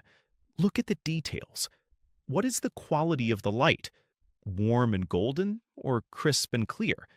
What colors are dominant? What are you wearing? And what is the expression on your face? Who else is in the scene? And what do their faces look like? What specific details in the environment tell you clearly that this is your desired reality made real? Sound. What do you hear? Is it a voice on the phone delivering good news? The sounds of your family celebrating? The ambient sound of the environment? Ocean waves, city life, a peaceful garden? Are there specific words being spoken that are particularly meaningful? Sound anchors a visualization in time and makes it feel immediate and alive. Touch. This sense is often completely neglected in visualization practice, yet it is extraordinarily powerful for creating the feeling of reality. What are you physically touching or holding in the scene? The warmth of a handshake with someone who has just given you good news? The smooth surface of a contract you're signing? The embrace of a person you love? The texture and weight of an object that symbolizes your achieved goal? Feel these physical sensations as vividly as you can. Smell and taste. These two senses are most directly connected to memory and emotional response, which is precisely why they're so valuable in visualization. The smell of your new home, or the sea air on your dream vacation. The taste of a celebratory meal. These sensory inputs have a remarkable power to make imagined scenes feel real, because they trigger the same neurological pathways as actual sensory experience. The goal is to create what we might call a synthetic memory, an imagined experience so rich, so detailed, so multisensorially complete that your subconscious processes it with the same weight and authority it would give to an actual lived experience. Step 3. Identify and inhabit the core emotion. You have the vivid scene. You have the sensory details. Now comes the most important step of all, finding and genuinely feeling the core emotion of your wish fulfilled. This is not a surface emotion. It's not the excitement of imagining something pleasant. It's deeper than that. It's the fundamental emotional truth of what your desire, once realized, would actually mean to your life. For financial freedom, the core emotion might not primarily be excitement. It might be relief, the deep, bone-level relief of a worry that has finally been laid down. It might be peace, the quality of sleep you imagine finally having when financial anxiety is no longer part of your nightly experience. For health, the core emotion might be gratitude, the profound, humble thankfulness for a body that works, for the gift of physical well-being that you were perhaps taking for granted before it was threatened. For a loving relationship, the core emotion might be belonging, the quiet, warm certainty of being genuinely known and loved by another person, of no longer being alone in the fundamental sense. Take time to identify your core emotion before each visualization session. Ask yourself honestly, if this were already fully real and true in my life, what would I feel at the deepest level? Not what would I think, what would I feel? And then, this is the work, the real practice. Let yourself actually feel it. Not perform it, not decide that you should feel it. Actually feel it. Let it arise in your body. Let it expand from its source, your chest, your stomach, wherever it lives in you, and fill your entire physical being. Let it be real in you, in this moment, even though the outer circumstances haven't yet caught up with it. This is the most challenging and the most powerful part of the entire practice. And the capacity to do it, to genuinely feel the emotion of a reality that isn't yet physically present, is the master skill of deliberate manifestation. Step 4. Play the scene on a continuous loop. With your sensory rich, emotionally charged scene fully established, your practice is simply to play it on repeat, over and over, for the duration of your visualization session. The goal is familiarity. You want the scene to become so deeply familiar, so consistently revisited, so thoroughly absorbed by repeated experience that it loses the quality of fantasy and acquires the quality of memory. You want it to feel, on some level, like something that has already happened, because in the subconscious reality where it now lives, it has. This feeling of familiar certainty, the quality of course, this is simply my life, is the sign that your visualization is doing its deepest work. You've moved from hoping toward knowing, and the subconscious responds to knowing in ways it never responds to hoping. The nightly cinema ritual. The most powerful time to practice your mental movie is the drowsy state just before sleep, the same golden window we described for autosuggestion practice. As your conscious mind quiets and the doorway to the subconscious opens, project your mental movie. Let the scene play. Let the sensory details come alive. Let the core emotion fill you. Repeat the scene gently in a loop. Fall asleep while still inhabiting the feeling of your wish fulfilled. By doing this consistently, you are delivering a clear, vivid, emotionally charged blueprint to your subconscious builder every single night. And throughout the hours of sleep, your subconscious will process that blueprint and continue the work of aligning your deep programming with the reality you've shown it. What you project consistently on the screen of your mind, your subconscious will accept as its master blueprint. And what the subconscious accepts as its blueprint, it builds, in the only way it knows, with complete faithfulness and unlimited creative power. Subscribe to Elite Minds and press the bell icon for more powerful audiobooks and success content. Chapter 6. The Power of Sleep. Programming your mind while you rest. Consider this image. A powerful and venerable king holds court each day in a grand throne room filled with advisors, ministers, courtiers, and petitioners, all competing for his attention, all pressing their concerns and agendas. The king is engaged, responsive, vigilant. Every petition is scrutinized, debated, weighed against competing considerations. The gatekeepers of the court are alert and exacting. Access to the king is carefully controlled. But late each evening, when the court has emptied and the advisors have retired to their own quarters, when the guards have relaxed into their night watch and the bustle of the palace has stilled, in those quiet final moments before the king surrenders to sleep, there exists a brief and extraordinary window. In that window, the king is present and conscious, but the defenses of the court have dissolved. He is alone with his own thoughts, in a state of private vulnerability and receptivity that the daytime court never allows. If you could whisper something into the king's ear at that precise moment, something clear, something true, something important, it would enter his consciousness without the filtering and distorting influence of the court's competing interests. It would land directly, cleanly, and with a kind of authority that daytime petitions rarely achieve. This is the perfect metaphor for what happens to your mind twice every 24 hours. And understanding this metaphor, really understanding it, may be one of the most practically valuable things you ever learn about your own psychology. Your conscious mind is the king's daytime court. It is active, alert, analytical, and critical throughout your waking hours. Every thought, suggestion, idea, and belief that presents itself during the day must pass through this court, through the scrutiny of logic, the skepticism of experience, the competing noise of habitual thought patterns and emotional reactions. This critical filtering is, most of the time, a valuable protection. It prevents obviously harmful ideas from simply taking root in your subconscious without examination. But this same critical faculty also, very often, blocks and rejects ideas that would actually be enormously beneficial. ideas that would represent a genuine expansion beyond your current programming. Your limiting beliefs about what you're capable of, what you deserve, and what's possible for someone like you have been installed in your subconscious over decades. They feel true. They feel like reality. And when a new idea arrives, I am capable of extraordinary success. My body can heal completely. Love and abundance are available to me. The daytime court is likely to intercept it and reject it. This doesn't match what we know to be true. But twice every 24 hours, the court goes quiet. The critical faculty drops its guard.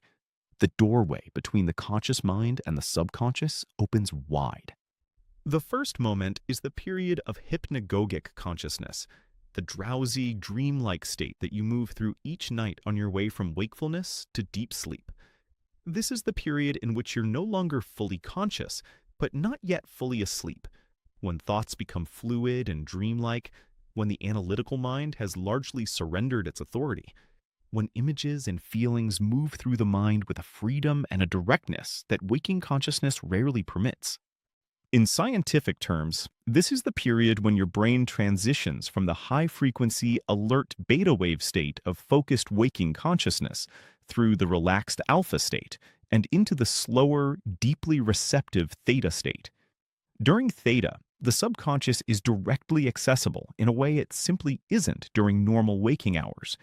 Suggestions received in the theta state bypass the critical filtering mechanism and land directly in the subconscious, without debate, without evaluation, without the gatekeeping that characterizes normal daytime consciousness.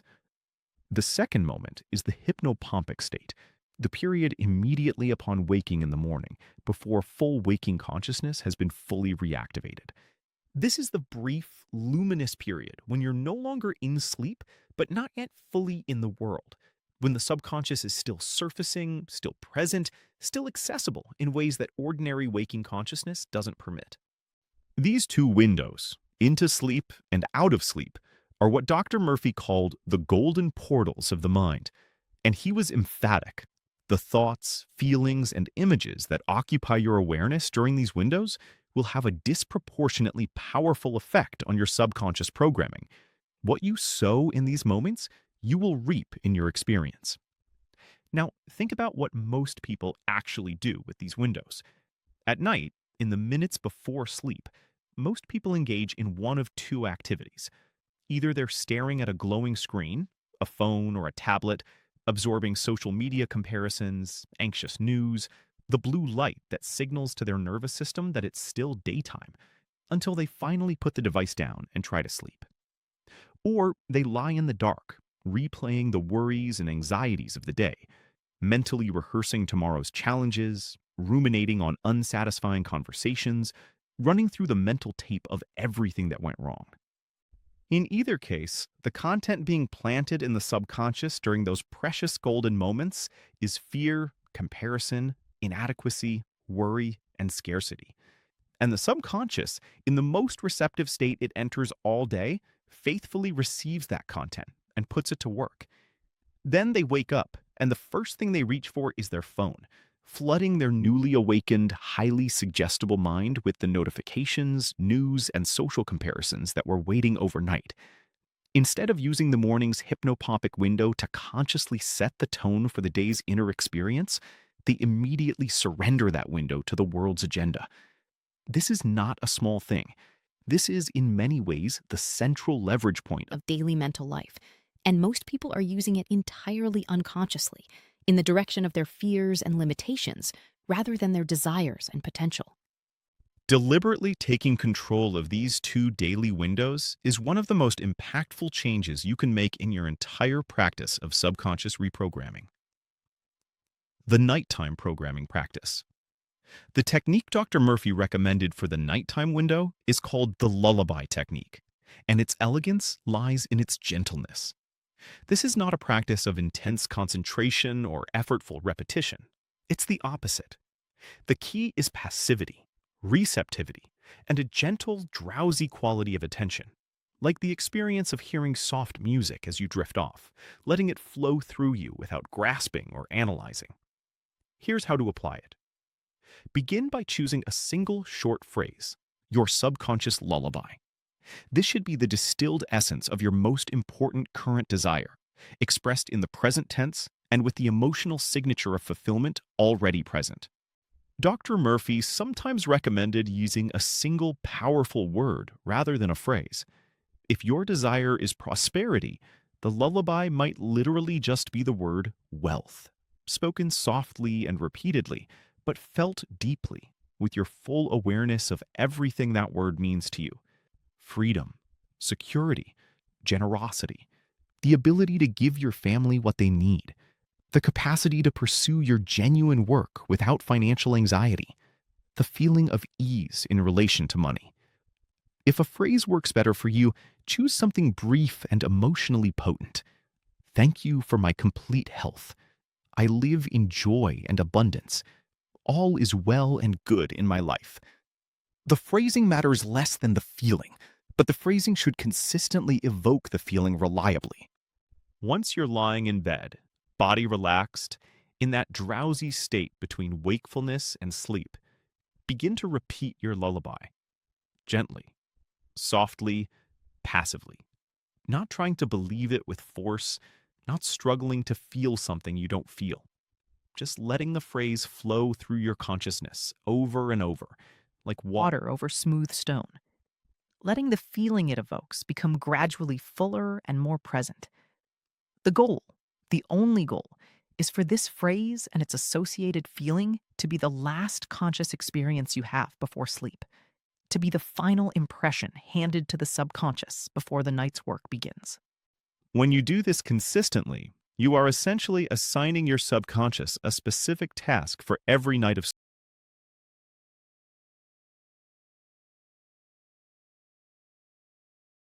Passively, not trying to believe it with force, not struggling to feel something you don't feel.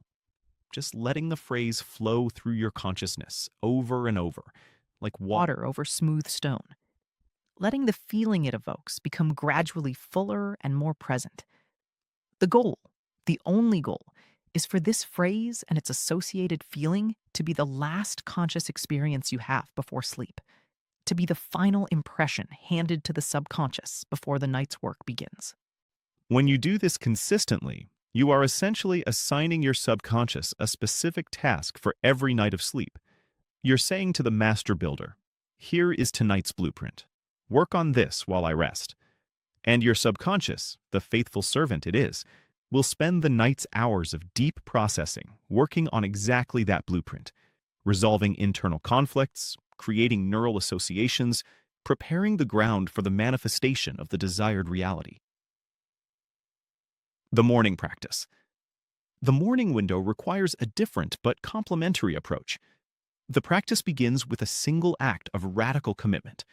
Before you pick up your phone, before you check email or social media or news, before you let the outside world's agenda enter your mind, you pause. You maintain the sanctity of the morning window. In that pause, do two things. First, listen.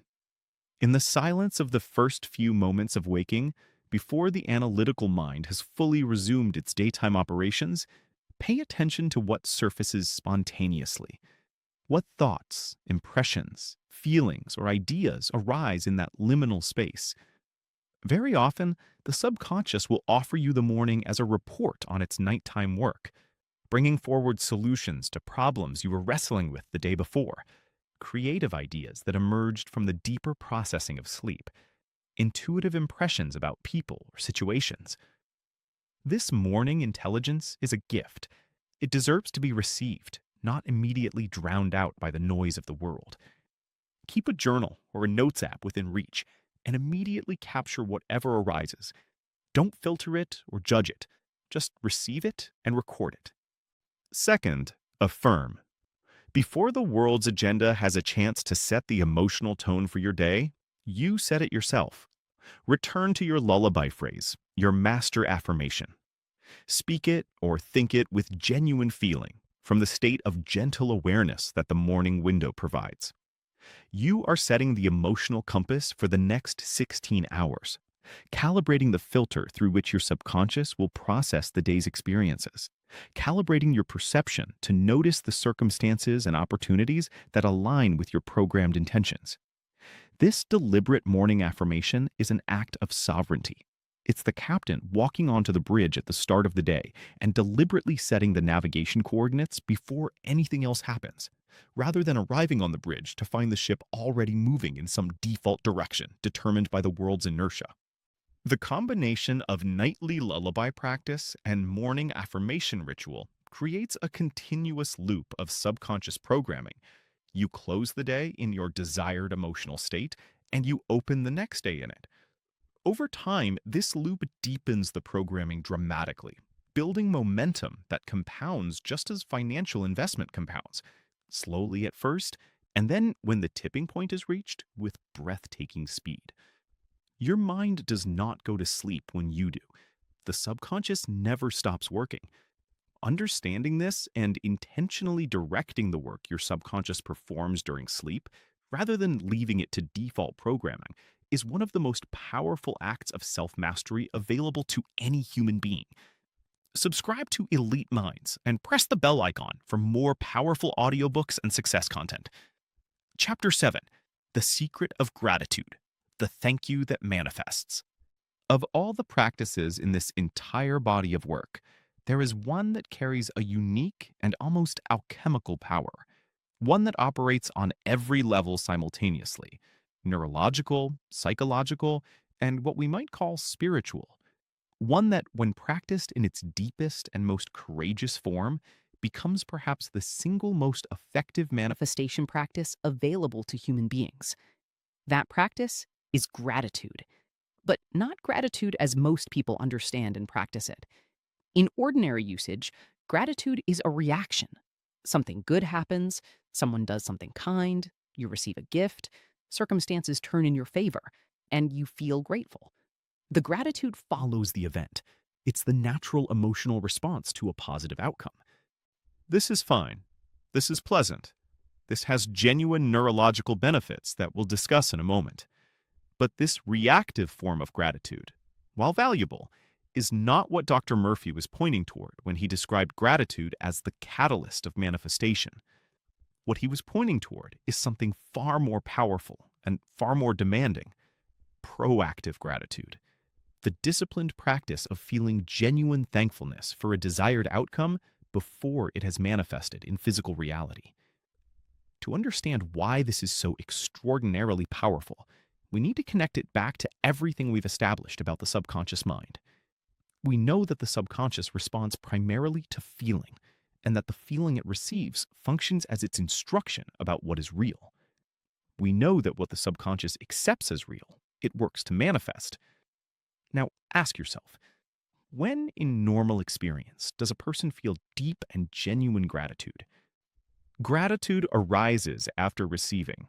It arises in the moment of fulfillment, in the experience of having received a gift, a blessing, a desired outcome. Gratitude is the emotional signature of already having, of already receiving, of already being in the state of fullness, rather than wanting. When you learn to genuinely feel gratitude for a desire that has not yet physically manifested, when you can access the authentic feeling of thank you, this is already mine, before your outer circumstances confirm it, you are doing something remarkable. You are generating the precise emotional signature that the subconscious interprets as "this is already real." You are giving the engine room the signal of arrival rather than the signal of journey. You are communicating in the most emotionally potent language available that your desired reality is not something you're still waiting for, but something you have already received on the plane of consciousness, and that your outer experience simply needs to catch up. This is what Dr. Murphy meant when he described it as the most powerful act of faith available to human beings. Feeling thanks for something that isn't yet physically visible requires a genuine act of inner certainty that transcends the evidence of the senses. It requires choosing to live in the reality of fulfillment rather than the reality of lack. And that choice, sustained with genuine feeling and consistent practice, sets the subconscious into motion with a force and direction that ordinary hoping and wishing simply cannot match. There's also a neurological dimension to this that is worth understanding because it illuminates the mechanism through which gratitude produces its effects. The human brain, in a state of chronic stress, fear, or scarcity, operates in what is known as the fight or flight mode. The sympathetic nervous system dominates. Cortisol and adrenaline flood the body, and the entire biological system is calibrated for threat detection and rapid response. This mode has its uses in genuinely threatening situations, but when it becomes the default operating state, as it does for many people who are chronically anxious about money, health, relationships, or the future, it produces a cascade of problematic effects. In fight or flight mode, your perceptual field narrows dramatically. You become more sensitive to threats and less capable of perceiving opportunities. Your creative faculties diminish. Your capacity for complex problem solving is reduced. Your immune function is suppressed, and your subconscious, calibrated to a threat environment, becomes preoccupied with generating more scenarios of threat. Gratitude, genuine, felt gratitude, activates the parasympathetic nervous system.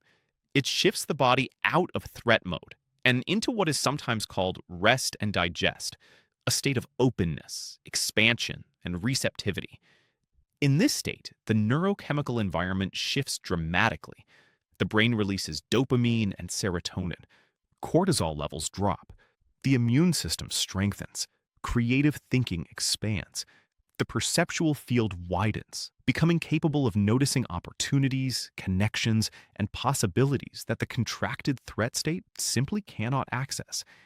In practical terms, this means that a person who habitually cultivates a state of gratitude literally perceives more opportunity in their environment than a person who habitually lives in anxiety. They're not in a more fortunate world. They're in the same world, but with a perceptual system that's been calibrated to see what's genuinely there. The two forms of gratitude practice. The first form is gratitude for the present, the foundation practice that develops the fundamental capacity for grateful awareness. Most of us, most of the time, move through our days on a kind of attention autopilot that is systematically biased toward noticing what's wrong, what's missing, what's threatening, and what hasn't yet arrived. This isn't a character flaw, it's an evolutionary inheritance. Our ancestors, whose brains were more sensitive to threats than to blessings, survived more consistently than those who contentedly appreciated the beautiful sunset while a predator approached. The bias toward noticing problems is deeply wired, but it doesn't serve us well in the modern world, where the primary creative challenge is not physical threat survival, but the cultivation of the consciousness from which our reality emerges. The bias toward lack and threat, left unmanaged, produces a mind that is constantly reinforcing the programming of scarcity, danger, and insufficiency. Gratitude for the present is the corrective practice. It's the deliberate, consistent training of your attention to notice and genuinely appreciate what is already good, beautiful, working, and abundant in your current experience. The key to making this practice actually work, rather than becoming a mechanical exercise that produces nothing, is what we might call the combination of specificity and feeling. Generic gratitude, I'm grateful for my house, is better than nothing, but it's thin. It doesn't generate the emotional depth that genuinely impresses the subconscious. Specific, feeling-rich gratitude goes much deeper. Instead of, I'm grateful for my house, you might sit for a moment with the felt reality of what your home actually means. The warmth of your bed on a cold morning. The safety of a roof over your head that has never failed you. The particular quality of afternoon light through a certain window. The comfort of familiar spaces where your history lives. Let yourself actually feel the goodness of what you have. Feel it in your body, not as a thought, but as a genuine sensation of warmth, fullness, and peace. That quality of felt appreciation, regularly practiced, gradually recalibrates your entire perceptual system. Your subconscious, receiving consistent signals of abundance and blessing, begins to operate in abundance mode, making you naturally more attuned to the opportunities and gifts that your previous anxiety-driven perception was filtering out. The second form is gratitude for the future, as if it were present, the advanced practice, the quantum leap. the form of gratitude that Dr. Murphy described as the ultimate manifestation tool. This is the practice of giving thanks for your specific desire as if you have already received it. It is the deliberate choice to live in your inner emotional experience, in the reality of fulfillment, to feel right now the gratitude you would feel if your desire were already fully manifested. Dr. Murphy called this the Thanksgiving technique, and it works as follows. Choose a specific desire. State it clearly. You want a particular health outcome, a specific financial situation, a certain relationship quality. Now, set that desire aside for a moment. Instead of focusing on wanting it, shift to the mental posture of having already received it. Imagine you are someone who has just gotten extraordinarily good news. The news that precisely this thing you desired is now fully real in your life. Let yourself inhabit that moment of receiving. What do you feel? What is the quality of the gratitude that arises? Stay with that feeling. Let it deepen. Let it become full and genuine in your body. And from that place, from within the feeling of already having received, express your thanks. Not a petition, please let this happen. Not a request, I really hope this comes. A declaration. Thank you. This is already mine on the plane of consciousness, and I receive it with a full and grateful heart. The distinction between petition and declaration is everything. Petition carries the emotional signature of lack, of wanting something you don't yet have. Declaration carries the emotional signature of reception, of gratitude for something you've already received. The subconscious receives these two emotional signatures as completely different instructions and responds accordingly. If you find it genuinely difficult to feel gratitude for something that seems very far from your current reality, start smaller. Start with something you can genuinely believe, a modest improvement, a small positive development, and practice feeling genuine thanks for that. As that smaller manifestation arrives, as you see evidence that the practice works, even at a modest scale, your faith and your capacity will expand. And with that expansion, you'll be able to access genuine gratitude for larger and larger desires. Build your muscle of faith and gratitude step by step.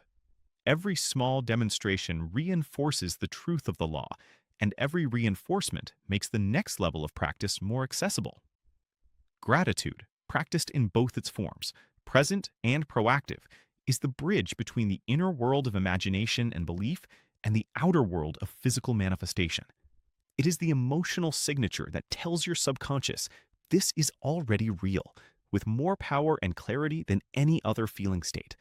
And it is the single fastest path from where you are to where you want to be. Subscribe to Elite Minds and press the bell icon for more powerful audiobooks and success content. Chapter 8: Your Right to Be Rich. Programming Prosperity. Now we come to the most practically immediate application of these principles for many people, the creation of financial abundance. And before we discuss any technique, we need to clear away a piece of cultural programming that may be one of the most pervasive and damaging subconscious beliefs in the modern world. It is the belief, explicit or implicit, conscious or unconscious, that wanting to be wealthy is somehow morally suspect. This belief wears many disguises. It shows up as the feeling that money is inherently corrupting, that truly spiritual or good people shouldn't care too much about financial matters, that the desire for wealth is a form of greed or selfishness, that there's something noble about poverty and something vaguely distasteful about prosperity. It shows up in phrases like money is the root of all evil, a misquotation that has done incalculable harm, or in the cultural narrative that frames wealth and virtue as essentially incompatible. Dr. Murphy was direct and forceful in addressing this belief because he understood that before any reprogramming technique can work, the subconscious garden must first be cleared of the weeds that would strangle the new seeds as soon as they're planted. His argument was essentially this: life itself is fundamentally expansive. Everything in nature moves toward greater expression, greater fullness, greater vitality. A tree doesn't decide to stop growing when it reaches a good enough size. A river doesn't limit itself to a trickle when greater flow is possible. The impulse toward growth, abundance, and full expression is not greed. It's the fundamental nature of life itself. Poverty, limitation, and scarcity are not virtues. They are contractions of natural abundance. They represent the failure of life's natural, expansive impulse to be properly expressed. And when a human being, through false beliefs absorbed from culture, religion, or family, actively suppresses their own impulse toward greater prosperity, they are not being noble or spiritual. They are working against their own nature. Here is what prosperity, understood correctly, actually means and makes possible. Financial abundance gives you the freedom to fully develop and express your talents and gifts without the constant distraction and degradation of financial survival anxiety. A person who is genuinely free from money worries can bring their full creative intelligence to their work, their relationships, and their contribution to the world in ways that someone living in financial stress simply cannot. It gives you the capacity to be genuinely generous, not in a symbolic, performative way, but in a way that makes a real difference. A person with abundant resources and a good heart can contribute to their community, support causes they believe in, and help the people they love in meaningful, practical ways that transform lives.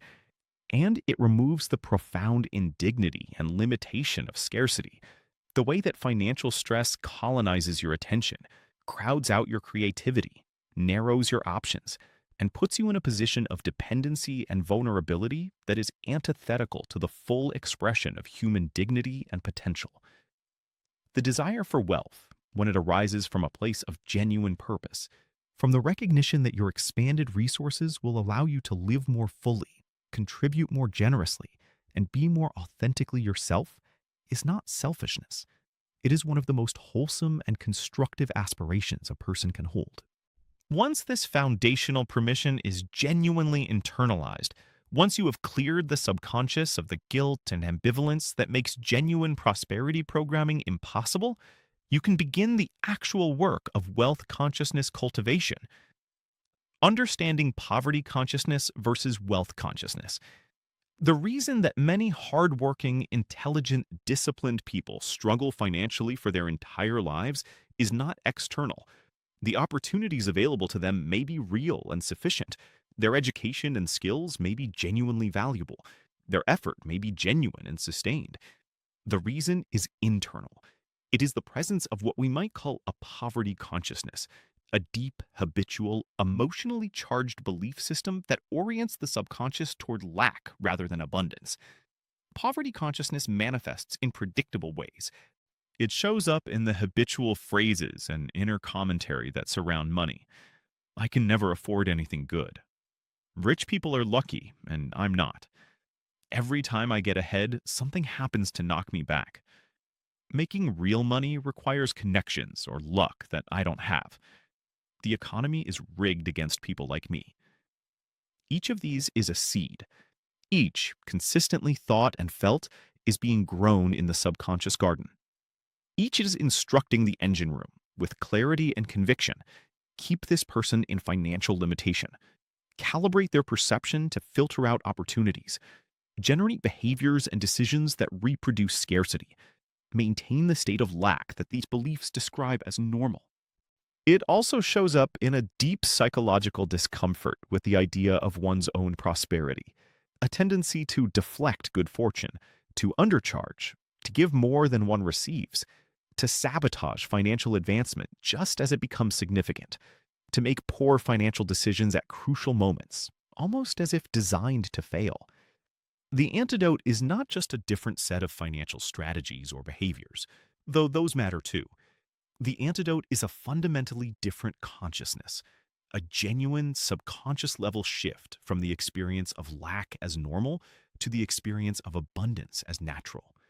This is what Dr. Murphy meant by wealth consciousness, not the intellectual belief that wealth is possible, but the deep felt subconscious certainty that abundance is the natural and appropriate state of your life. The prosperity reprogramming practice, applying the tools we've already learned to the specific domain of financial abundance. For your nighttime lullaby, Choose a word or phrase that encapsulates the feeling of financial abundance for you. Some people respond most strongly to a single word: wealth, or abundance, or prosperity. Others prefer a phrase: money flows to me freely, abundantly, and continuously. Others prefer something that explicitly neutralizes guilt. I am prosperous, and my prosperity is good for everyone in my life and beyond. Choose the formulation that generates the strongest and most genuine positive emotional response in you, and use it consistently in your nighttime practice. For your mental movie of prosperity, follow the general principles we established in the visualization chapter, but apply them specifically to financial abundance. And remember, don't visualize the process of making money. Visualize the feeling of your financially free life. This is important. The mental movie of the salesperson visualizing closing deals is weaker than the mental movie of a person living in the ease and freedom of having already achieved financial security. Because the emotional signature of selling, even successful selling, still carries the anxiety and effort of getting. What you want to install in the subconscious is the feeling of having, the feeling of financial normalcy that represents your genuine prosperity vision. Create a scene that, for you, is the unmistakable symbol of financial freedom. It might be as simple as going to a restaurant and naturally choosing whatever sounds most appealing without looking at the prices. It might be the ease with which you pay a bill that would have once caused genuine anxiety. It might be the quiet conversation with your partner in which you both realize that a particular worry has permanently lifted. It might be the moment you make a significant financial gift to someone you love or a cause you care about, feeling the pure joy of generosity without any accompanying calculation of what you can afford. Whatever scene captures the emotional truth of your prosperity vision, develop it with full sensory richness and genuine emotional depth, and then project it nightly with persistence and faith. For the gratitude dimension of prosperity programming, begin immediately to shift your entire relationship with money by consciously and deliberately appreciating every financial transaction. When you pay a bill, instead of contracting with the feeling of loss, there goes more money, pause and genuinely feel gratitude for the service you received, for the relationship with the provider, for the abundance that allowed you to pay. When you receive money of any amount, pause and feel genuine thankfulness. Not the anxious, I need more of this, but the expansive, I receive this with gratitude and I know more is coming.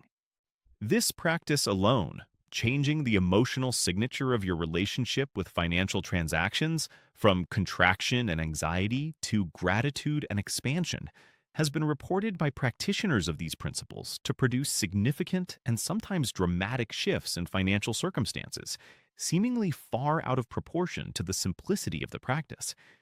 The reason is that the subconscious is receiving, with every such transaction, a clear signal about the nature of your financial reality. Abundance is normal. Money is welcomed. Prosperity is my natural state. A practical case that illustrates these principles beautifully. Dr. Murphy described working with a salesman who was consistently underperforming and deeply discouraged about his financial prospects. Each morning, this man was mentally rehearsing failure, telling himself he wouldn't make any sales, that he didn't have what it took, that the good salespeople had something he lacked. And his subconscious, faithfully executing those instructions, was producing exactly the results his inner programming called for. He began a simple, consistent practice. Each night, he would visualize himself at the end of a deeply successful day, filling his appointment book with signed contracts, feeling the warmth of genuine connection with his clients, experiencing the satisfaction and confidence of a skilled professional doing good work. He didn't visualize the process of selling. He visualized the feeling of having sold well and helped people effectively. He felt the emotion of satisfaction and genuine competence. He practiced this every night with persistence, and during the day, he began the discipline of canceling every thought of inadequacy and replacing it with a brief, genuine affirmation. I am skilled at my work, and I provide real value to the people I serve. Within a few weeks, his outer performance began to change. His confidence in client meetings became more natural. He began noticing opportunities he'd previously overlooked. His conversations became more genuine and effective. Within a few months, he had become one of the top performers on his team. He didn't get new training or new products. He got a new inner program. And the inner program produced the outer results. Subscribe to Elite Minds and press the bell icon for more powerful audiobooks and success content. Chapter 9: The Inner Pharmacy, the Subconscious and Healing. We arrive now at what may be the most intimate and in some ways the most astonishing application of these principles: the relationship between the mind and the body, between thought and biology, between belief and physical health. Modern medicine has produced genuine miracles. Its achievements in surgery, pharmacology, diagnostics, and acute care are extraordinary and deserve tremendous respect. But the dominant paradigm of modern medicine, with its mechanistic conception of the body as a biological machine that breaks down and must be repaired from the outside, has left something genuinely important undervalued. That something is the mind-body connection. Specifically, the direct and measurable influence that mental states, beliefs, and emotional patterns have on biological function. Dr. Murphy made a claim that was considered radical in his time and is increasingly supported by the evidence of contemporary psychoneuroimmunology. The subconscious mind doesn't just influence the body. In a very real sense, it is the master governor of every biological process in the body. It controls cardiac rhythm, respiratory pattern, digestive function, hormonal regulation, and most crucially, the function of the immune system, the body's frontline defense against disease. This understanding comes with a responsibility that is both sobering and empowering. If the subconscious mind, through its beliefs and programs, is the governor of the body's biological functions, then the mental environment we habitually cultivate has direct physical consequences, for better and for worse. The evidence for the negative direction of this influence is now compelling.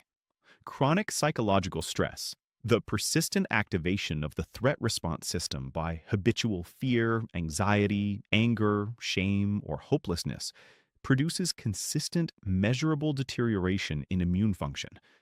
Cortisol, the primary stress hormone, directly suppresses the activity of T cells and natural killer cells, the immune system's primary agents of disease detection and response.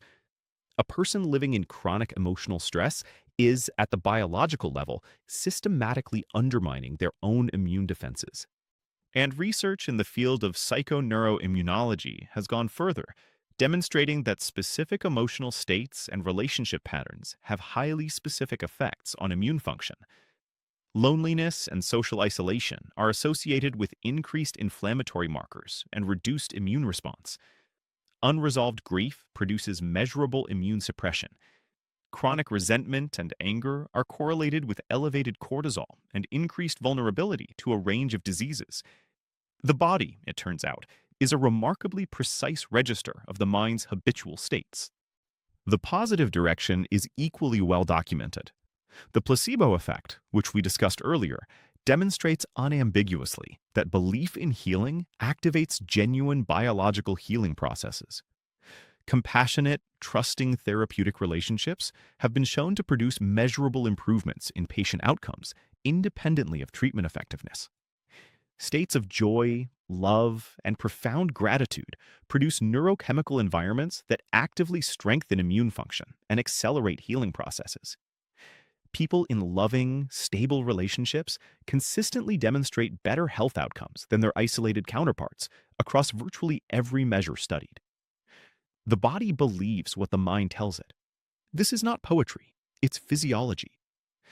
Dr. Murphy's approach to using these principles for physical healing is grounded in a specific principle.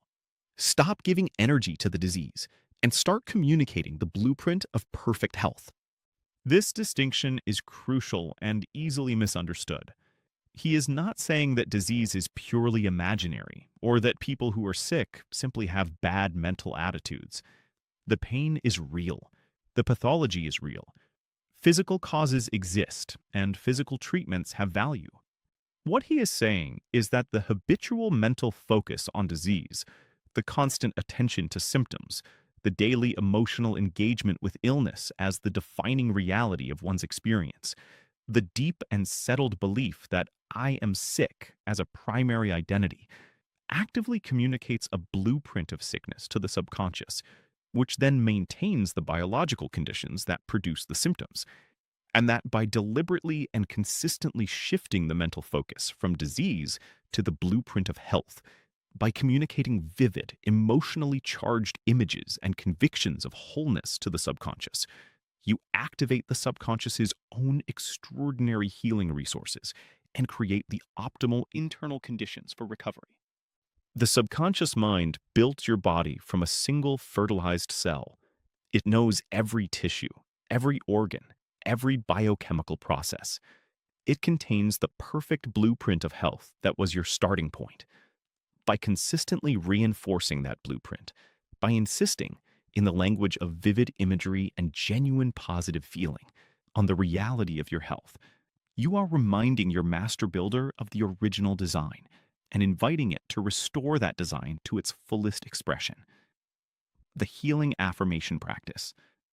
For the nighttime lullaby of health, the principle is the same as for any other desire: a short, present tense, emotionally resonant phrase that affirms health as a present reality. The critical error to avoid: do not make your affirmation about the disease disappearing. My illness is getting better still puts your subconscious in communication with the disease. The affirmation should be entirely about health, about vitality, wholeness, and the perfect functioning of the body, without any reference to the condition being overcome. Some examples. Every cell of my body is filled with health, vitality, and perfect function. Divine life and healing intelligence flow through me, restoring every part of my being to perfect wholeness. I am strong, vital, energetic, and in perfect health. Or, following Murphy's recommendation for simplicity, perhaps just the gentle repetition of the word health, or wholeness, or vitality, felt deeply as the present reality of your experience. The visualization practice for healing. The healing mental movie follows the same principles as any other visualization. Focus on the end result, not the process. Don't visualize the treatment or the recovery process. Visualize yourself already living in the reality of full health. Choose a scene that would be impossible without your full health, a specific physical activity you can't currently do, or a moment of profound physical ease and energy, or a scene with a person you love that would look completely different if you were well. Feel into that scene with all the sensory richness and genuine emotional depth you can generate. The core emotion for healing visualization is often the deepest and most moving form of gratitude, the kind that arises when something precious that was threatened has been restored. Feel the profound thankfulness of a person who has been given their health back.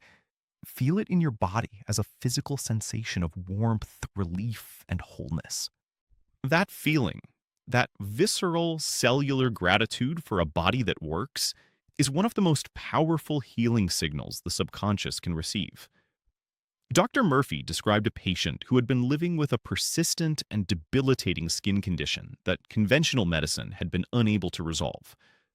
Rather than focusing on the condition itself, this person began a consistent practice of nightly visualization. He would imagine a trusted doctor looking at his skin with genuine astonishment and saying with complete certainty, "This is remarkable.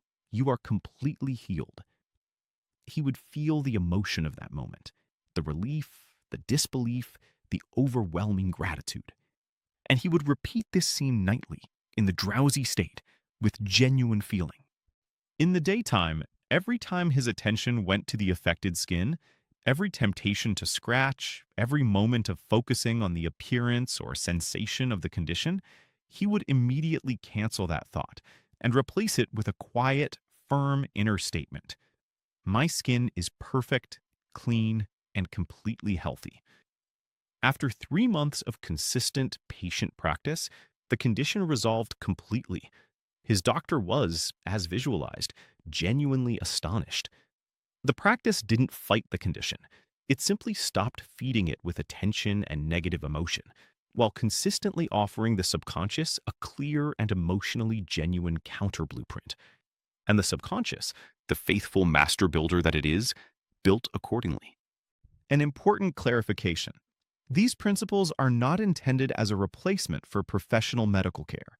They are intended as a powerful complement to it. Follow your physician's recommendations. Pursue appropriate treatment. But simultaneously, do your inner work, knowing that the mental environment you create will directly influence the effectiveness of any treatment you receive and the speed of your body's natural healing processes. The two approaches are not in conflict, they are synergistic. The most important thing is this: your body is not a machine separate from your mind. It is a living expression of your subconscious beliefs and habitual emotional states. Speak to it with love, with faith, and with the imagery of wholeness. It is listening, and it will respond. Subscribe to Elite Minds and press the bell icon for more powerful audiobooks and success content. Chapter 10: Harmonious Relationships and Overcoming Fear.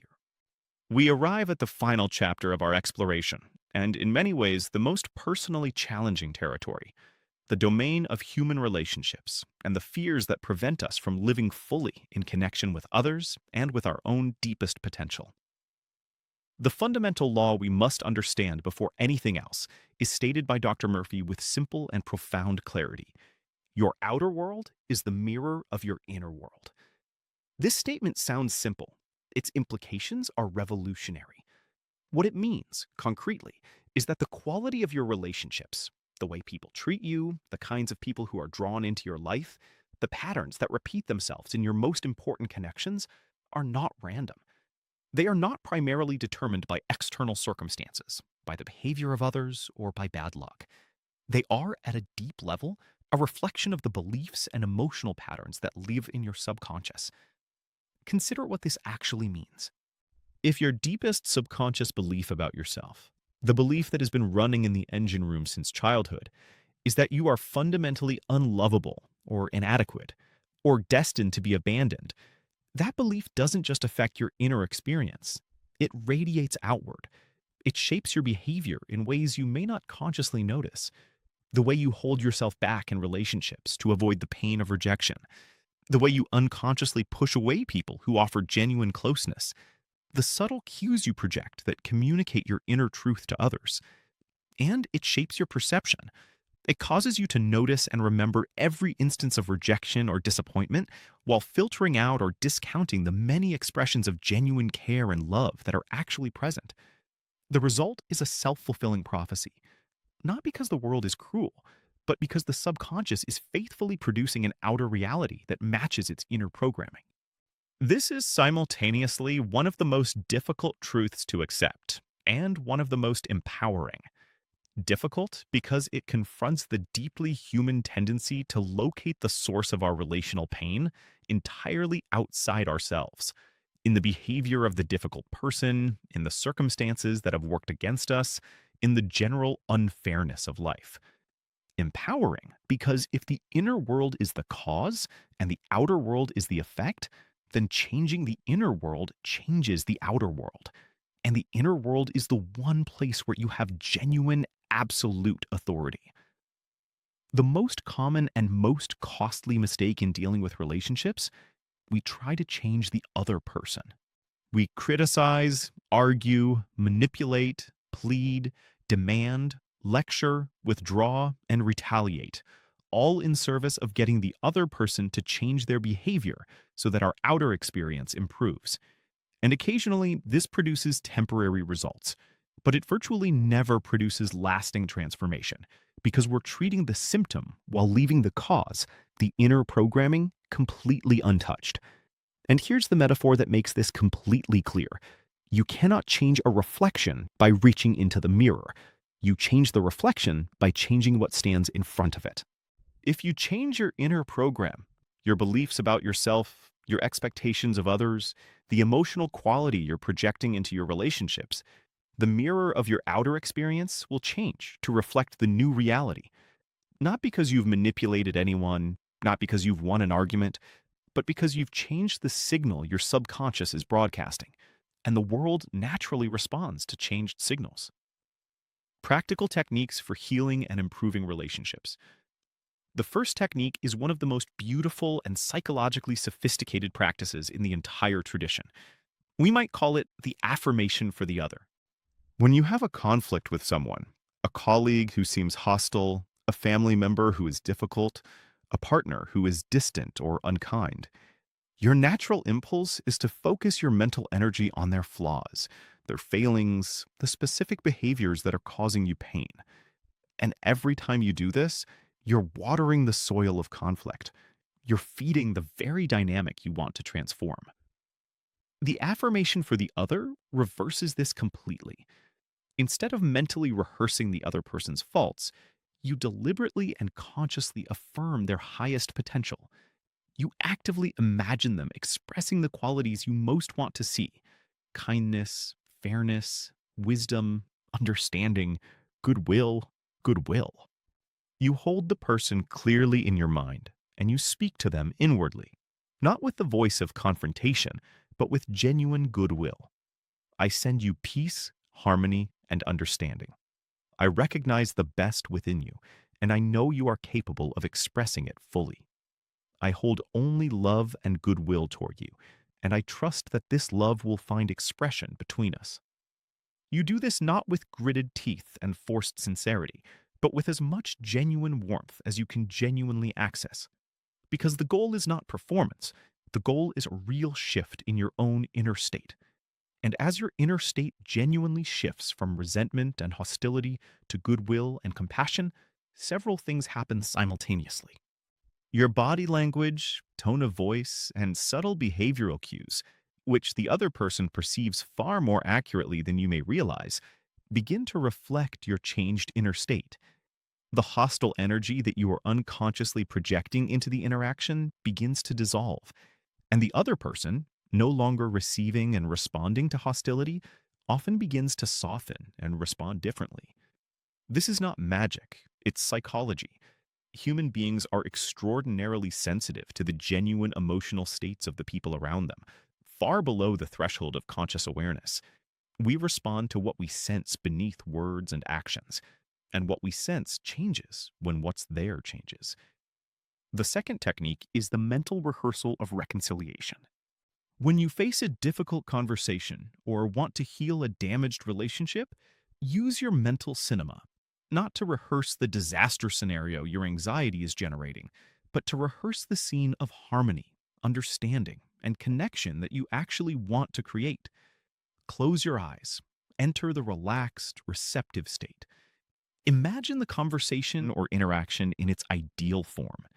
Don't script the exact words. Focus on the emotional quality. Imagine yourself calm, open, genuinely listening. Imagine the other person feeling heard and respected. Imagine the conversation moving toward a natural resolution. Not necessarily perfect agreement, but genuine connection, genuine goodwill, the sense of two people who care about each other finding their way back to each other. Feel the emotion of that reconciliation. Let it be real in you: the relief, the warmth, the quiet joy of restored harmony. Repeat this scene consistently in the days before the interaction, and most importantly, carry that emotional state into the actual encounter. Walk in with the inner reality of connection already established, and watch how the outer interaction tends to reflect what you've already created within. Dissolving fear from the root. Fear is perhaps the most pervasive and most destructive force in the territory of human relationships and human potential. The fear of rejection that prevents us from pursuing love. The fear of failure that keeps us from attempting our most meaningful work. The fear of judgment that silences our authentic voice. The fear of loss that makes us clutch and control the very things we most want to flourish freely. And at its root, all fear is a form of negative visualization. It is the mental cinema running the disaster movie, vividly imagining the worst-case outcome and feeling the emotion of that imagined catastrophe as if it were already real. In this sense, fear is precisely the same mechanism as deliberate positive visualization, but pointed in the opposite direction. It is the creative faculty of imagination working against us rather than for us. You cannot overcome fear by fighting against it. We've established this clearly. What you resist persists. What you fight gains strength. The conscious effort to suppress a fear simply focuses more attention on the feared scenario, giving it more emotional energy, making it more vivid, making it more powerful. The only effective way to dissolve a fear is to use the same creative faculty that generates it, the imagination, to create a more powerful counter-reality. You withdraw your mental attention from the fear scenario and redirect it with equal or greater emotional intensity to the scene of triumph. Dr. Murphy called this the triumph movie technique, and it works with exactly the same mechanics as all other visualization practice, but applied specifically to the feared scenario. If you fear public speaking, don't try to stop imaging failure. Instead, create a vivid, sensory-rich, emotionally powerful mental movie of yourself, speaking at your very best. Not the beginning of the talk, the end, the moment after, the sustained applause, the people approaching you with genuine warmth, telling you your words made a difference, the feeling in your body in that moment, the deep satisfaction, the relief, the joy of having done something difficult and done it well. If you fear job interviews, visualize the conversation you wish you could have, the one where you're at ease, articulate, genuinely yourself, and where the interviewer is clearly engaged and impressed. Feel the confident, grounded quality of being someone who knows their own value and can express it naturally. Visualize leaving the building with the quiet inner certainty of having represented yourself authentically and well. If you fear a particular medical procedure or diagnosis, don't fight the fear imagery. Replace it with the scene on the other side. You post-procedure, feeling relief and gratitude, your body responding beautifully, your recovery proceeding naturally and well. Feel the gratitude of someone who has been through something difficult and come out the other side whole. Each time the fear scenario tries to reassert itself in your mind, and it will at first, use it as a trigger. Let the appearance of the fear scenario be the signal to immediately project the triumph movie in its place. Not with force, not with struggle, with the gentle but consistent redirection of a patient master of the imagination. Over time, with consistent practice, the triumph movie becomes the dominant mental habit in relation to the previously feared situation. The subconscious, which has been receiving the triumph scenario regularly with genuine positive emotion, begins to treat it as its primary programming on the subject, and the person walks into the previously feared situation with an inner landscape that supports success, calm, confident, genuinely expecting a positive outcome. The courage that emerges from this practice is real, not the absence of fear. That's not how courage works. Real courage is the conscious, disciplined choice to feed a thought of faith and capability more powerfully than the thought of fear. The relationship laboratory. The practical exercise for relationships is a 30-day commitment to a single chosen relationship in your life. For 30 days, you commit to two practices. First, cease all critical thought about this person, both internal and external. Not forever, just for 30 days. Every time a critical thought arises, cancel it and replace it with a genuine thought of appreciation or goodwill. Second, practice the affirmation for the other every night before sleep.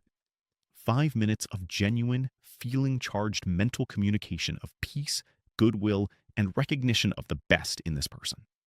At the end of 30 days, simply notice what has shifted, not with grand expectations, but with genuine observation.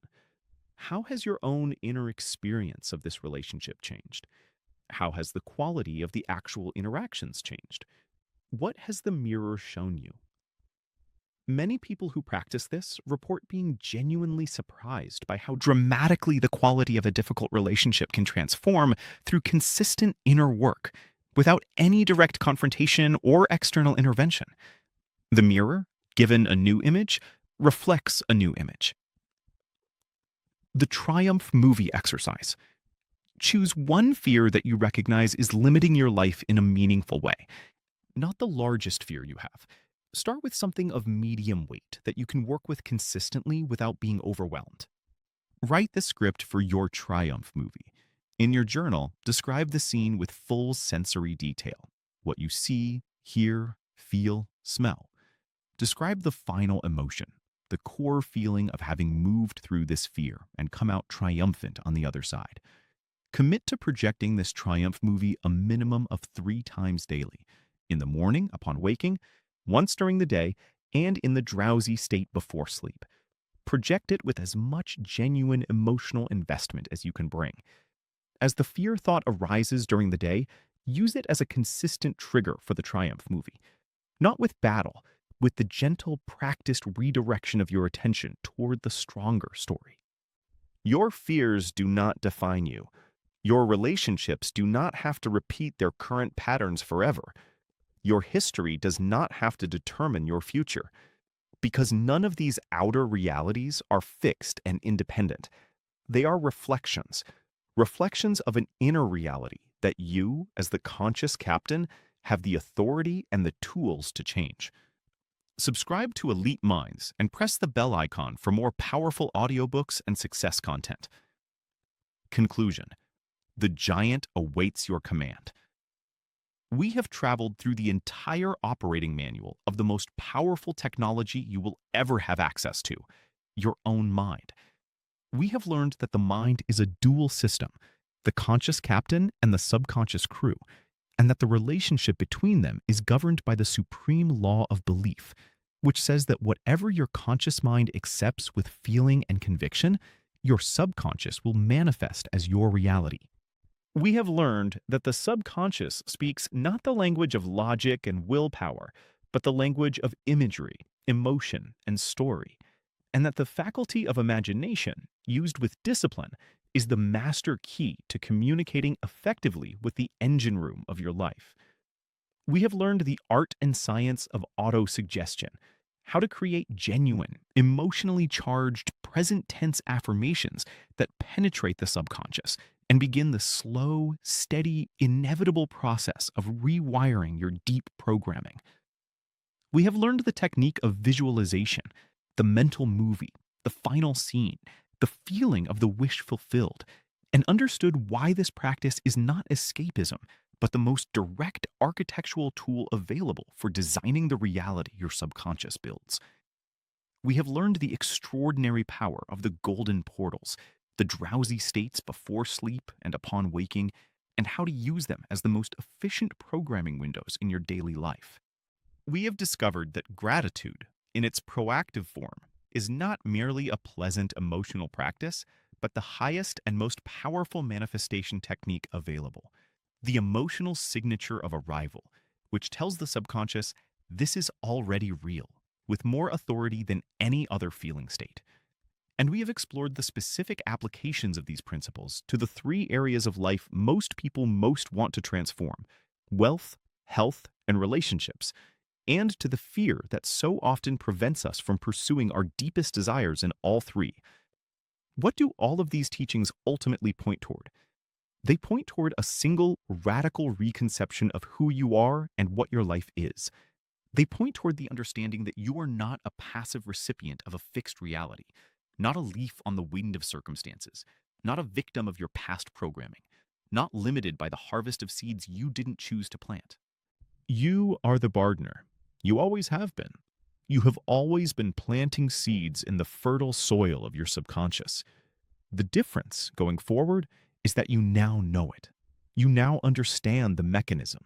You now have the tools and the language to plant deliberately, to choose your seeds with full awareness, to water them with genuine feeling, to give them the time and consistency they need to grow into the harvest you actually want.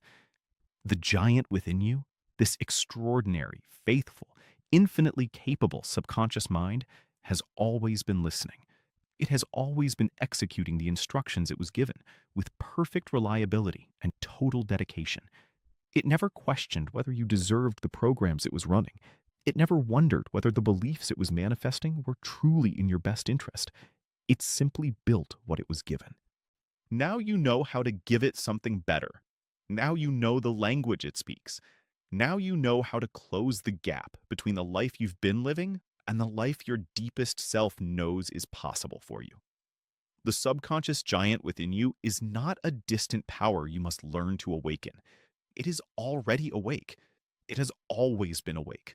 It has never stopped working.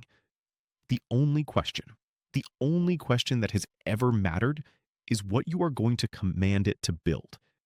Choose your thoughts, choose your feelings, choose your images, choose your story. The most important moment in your life is not the one that already happened. It's the next thought you choose to think, the next seed you choose to plant.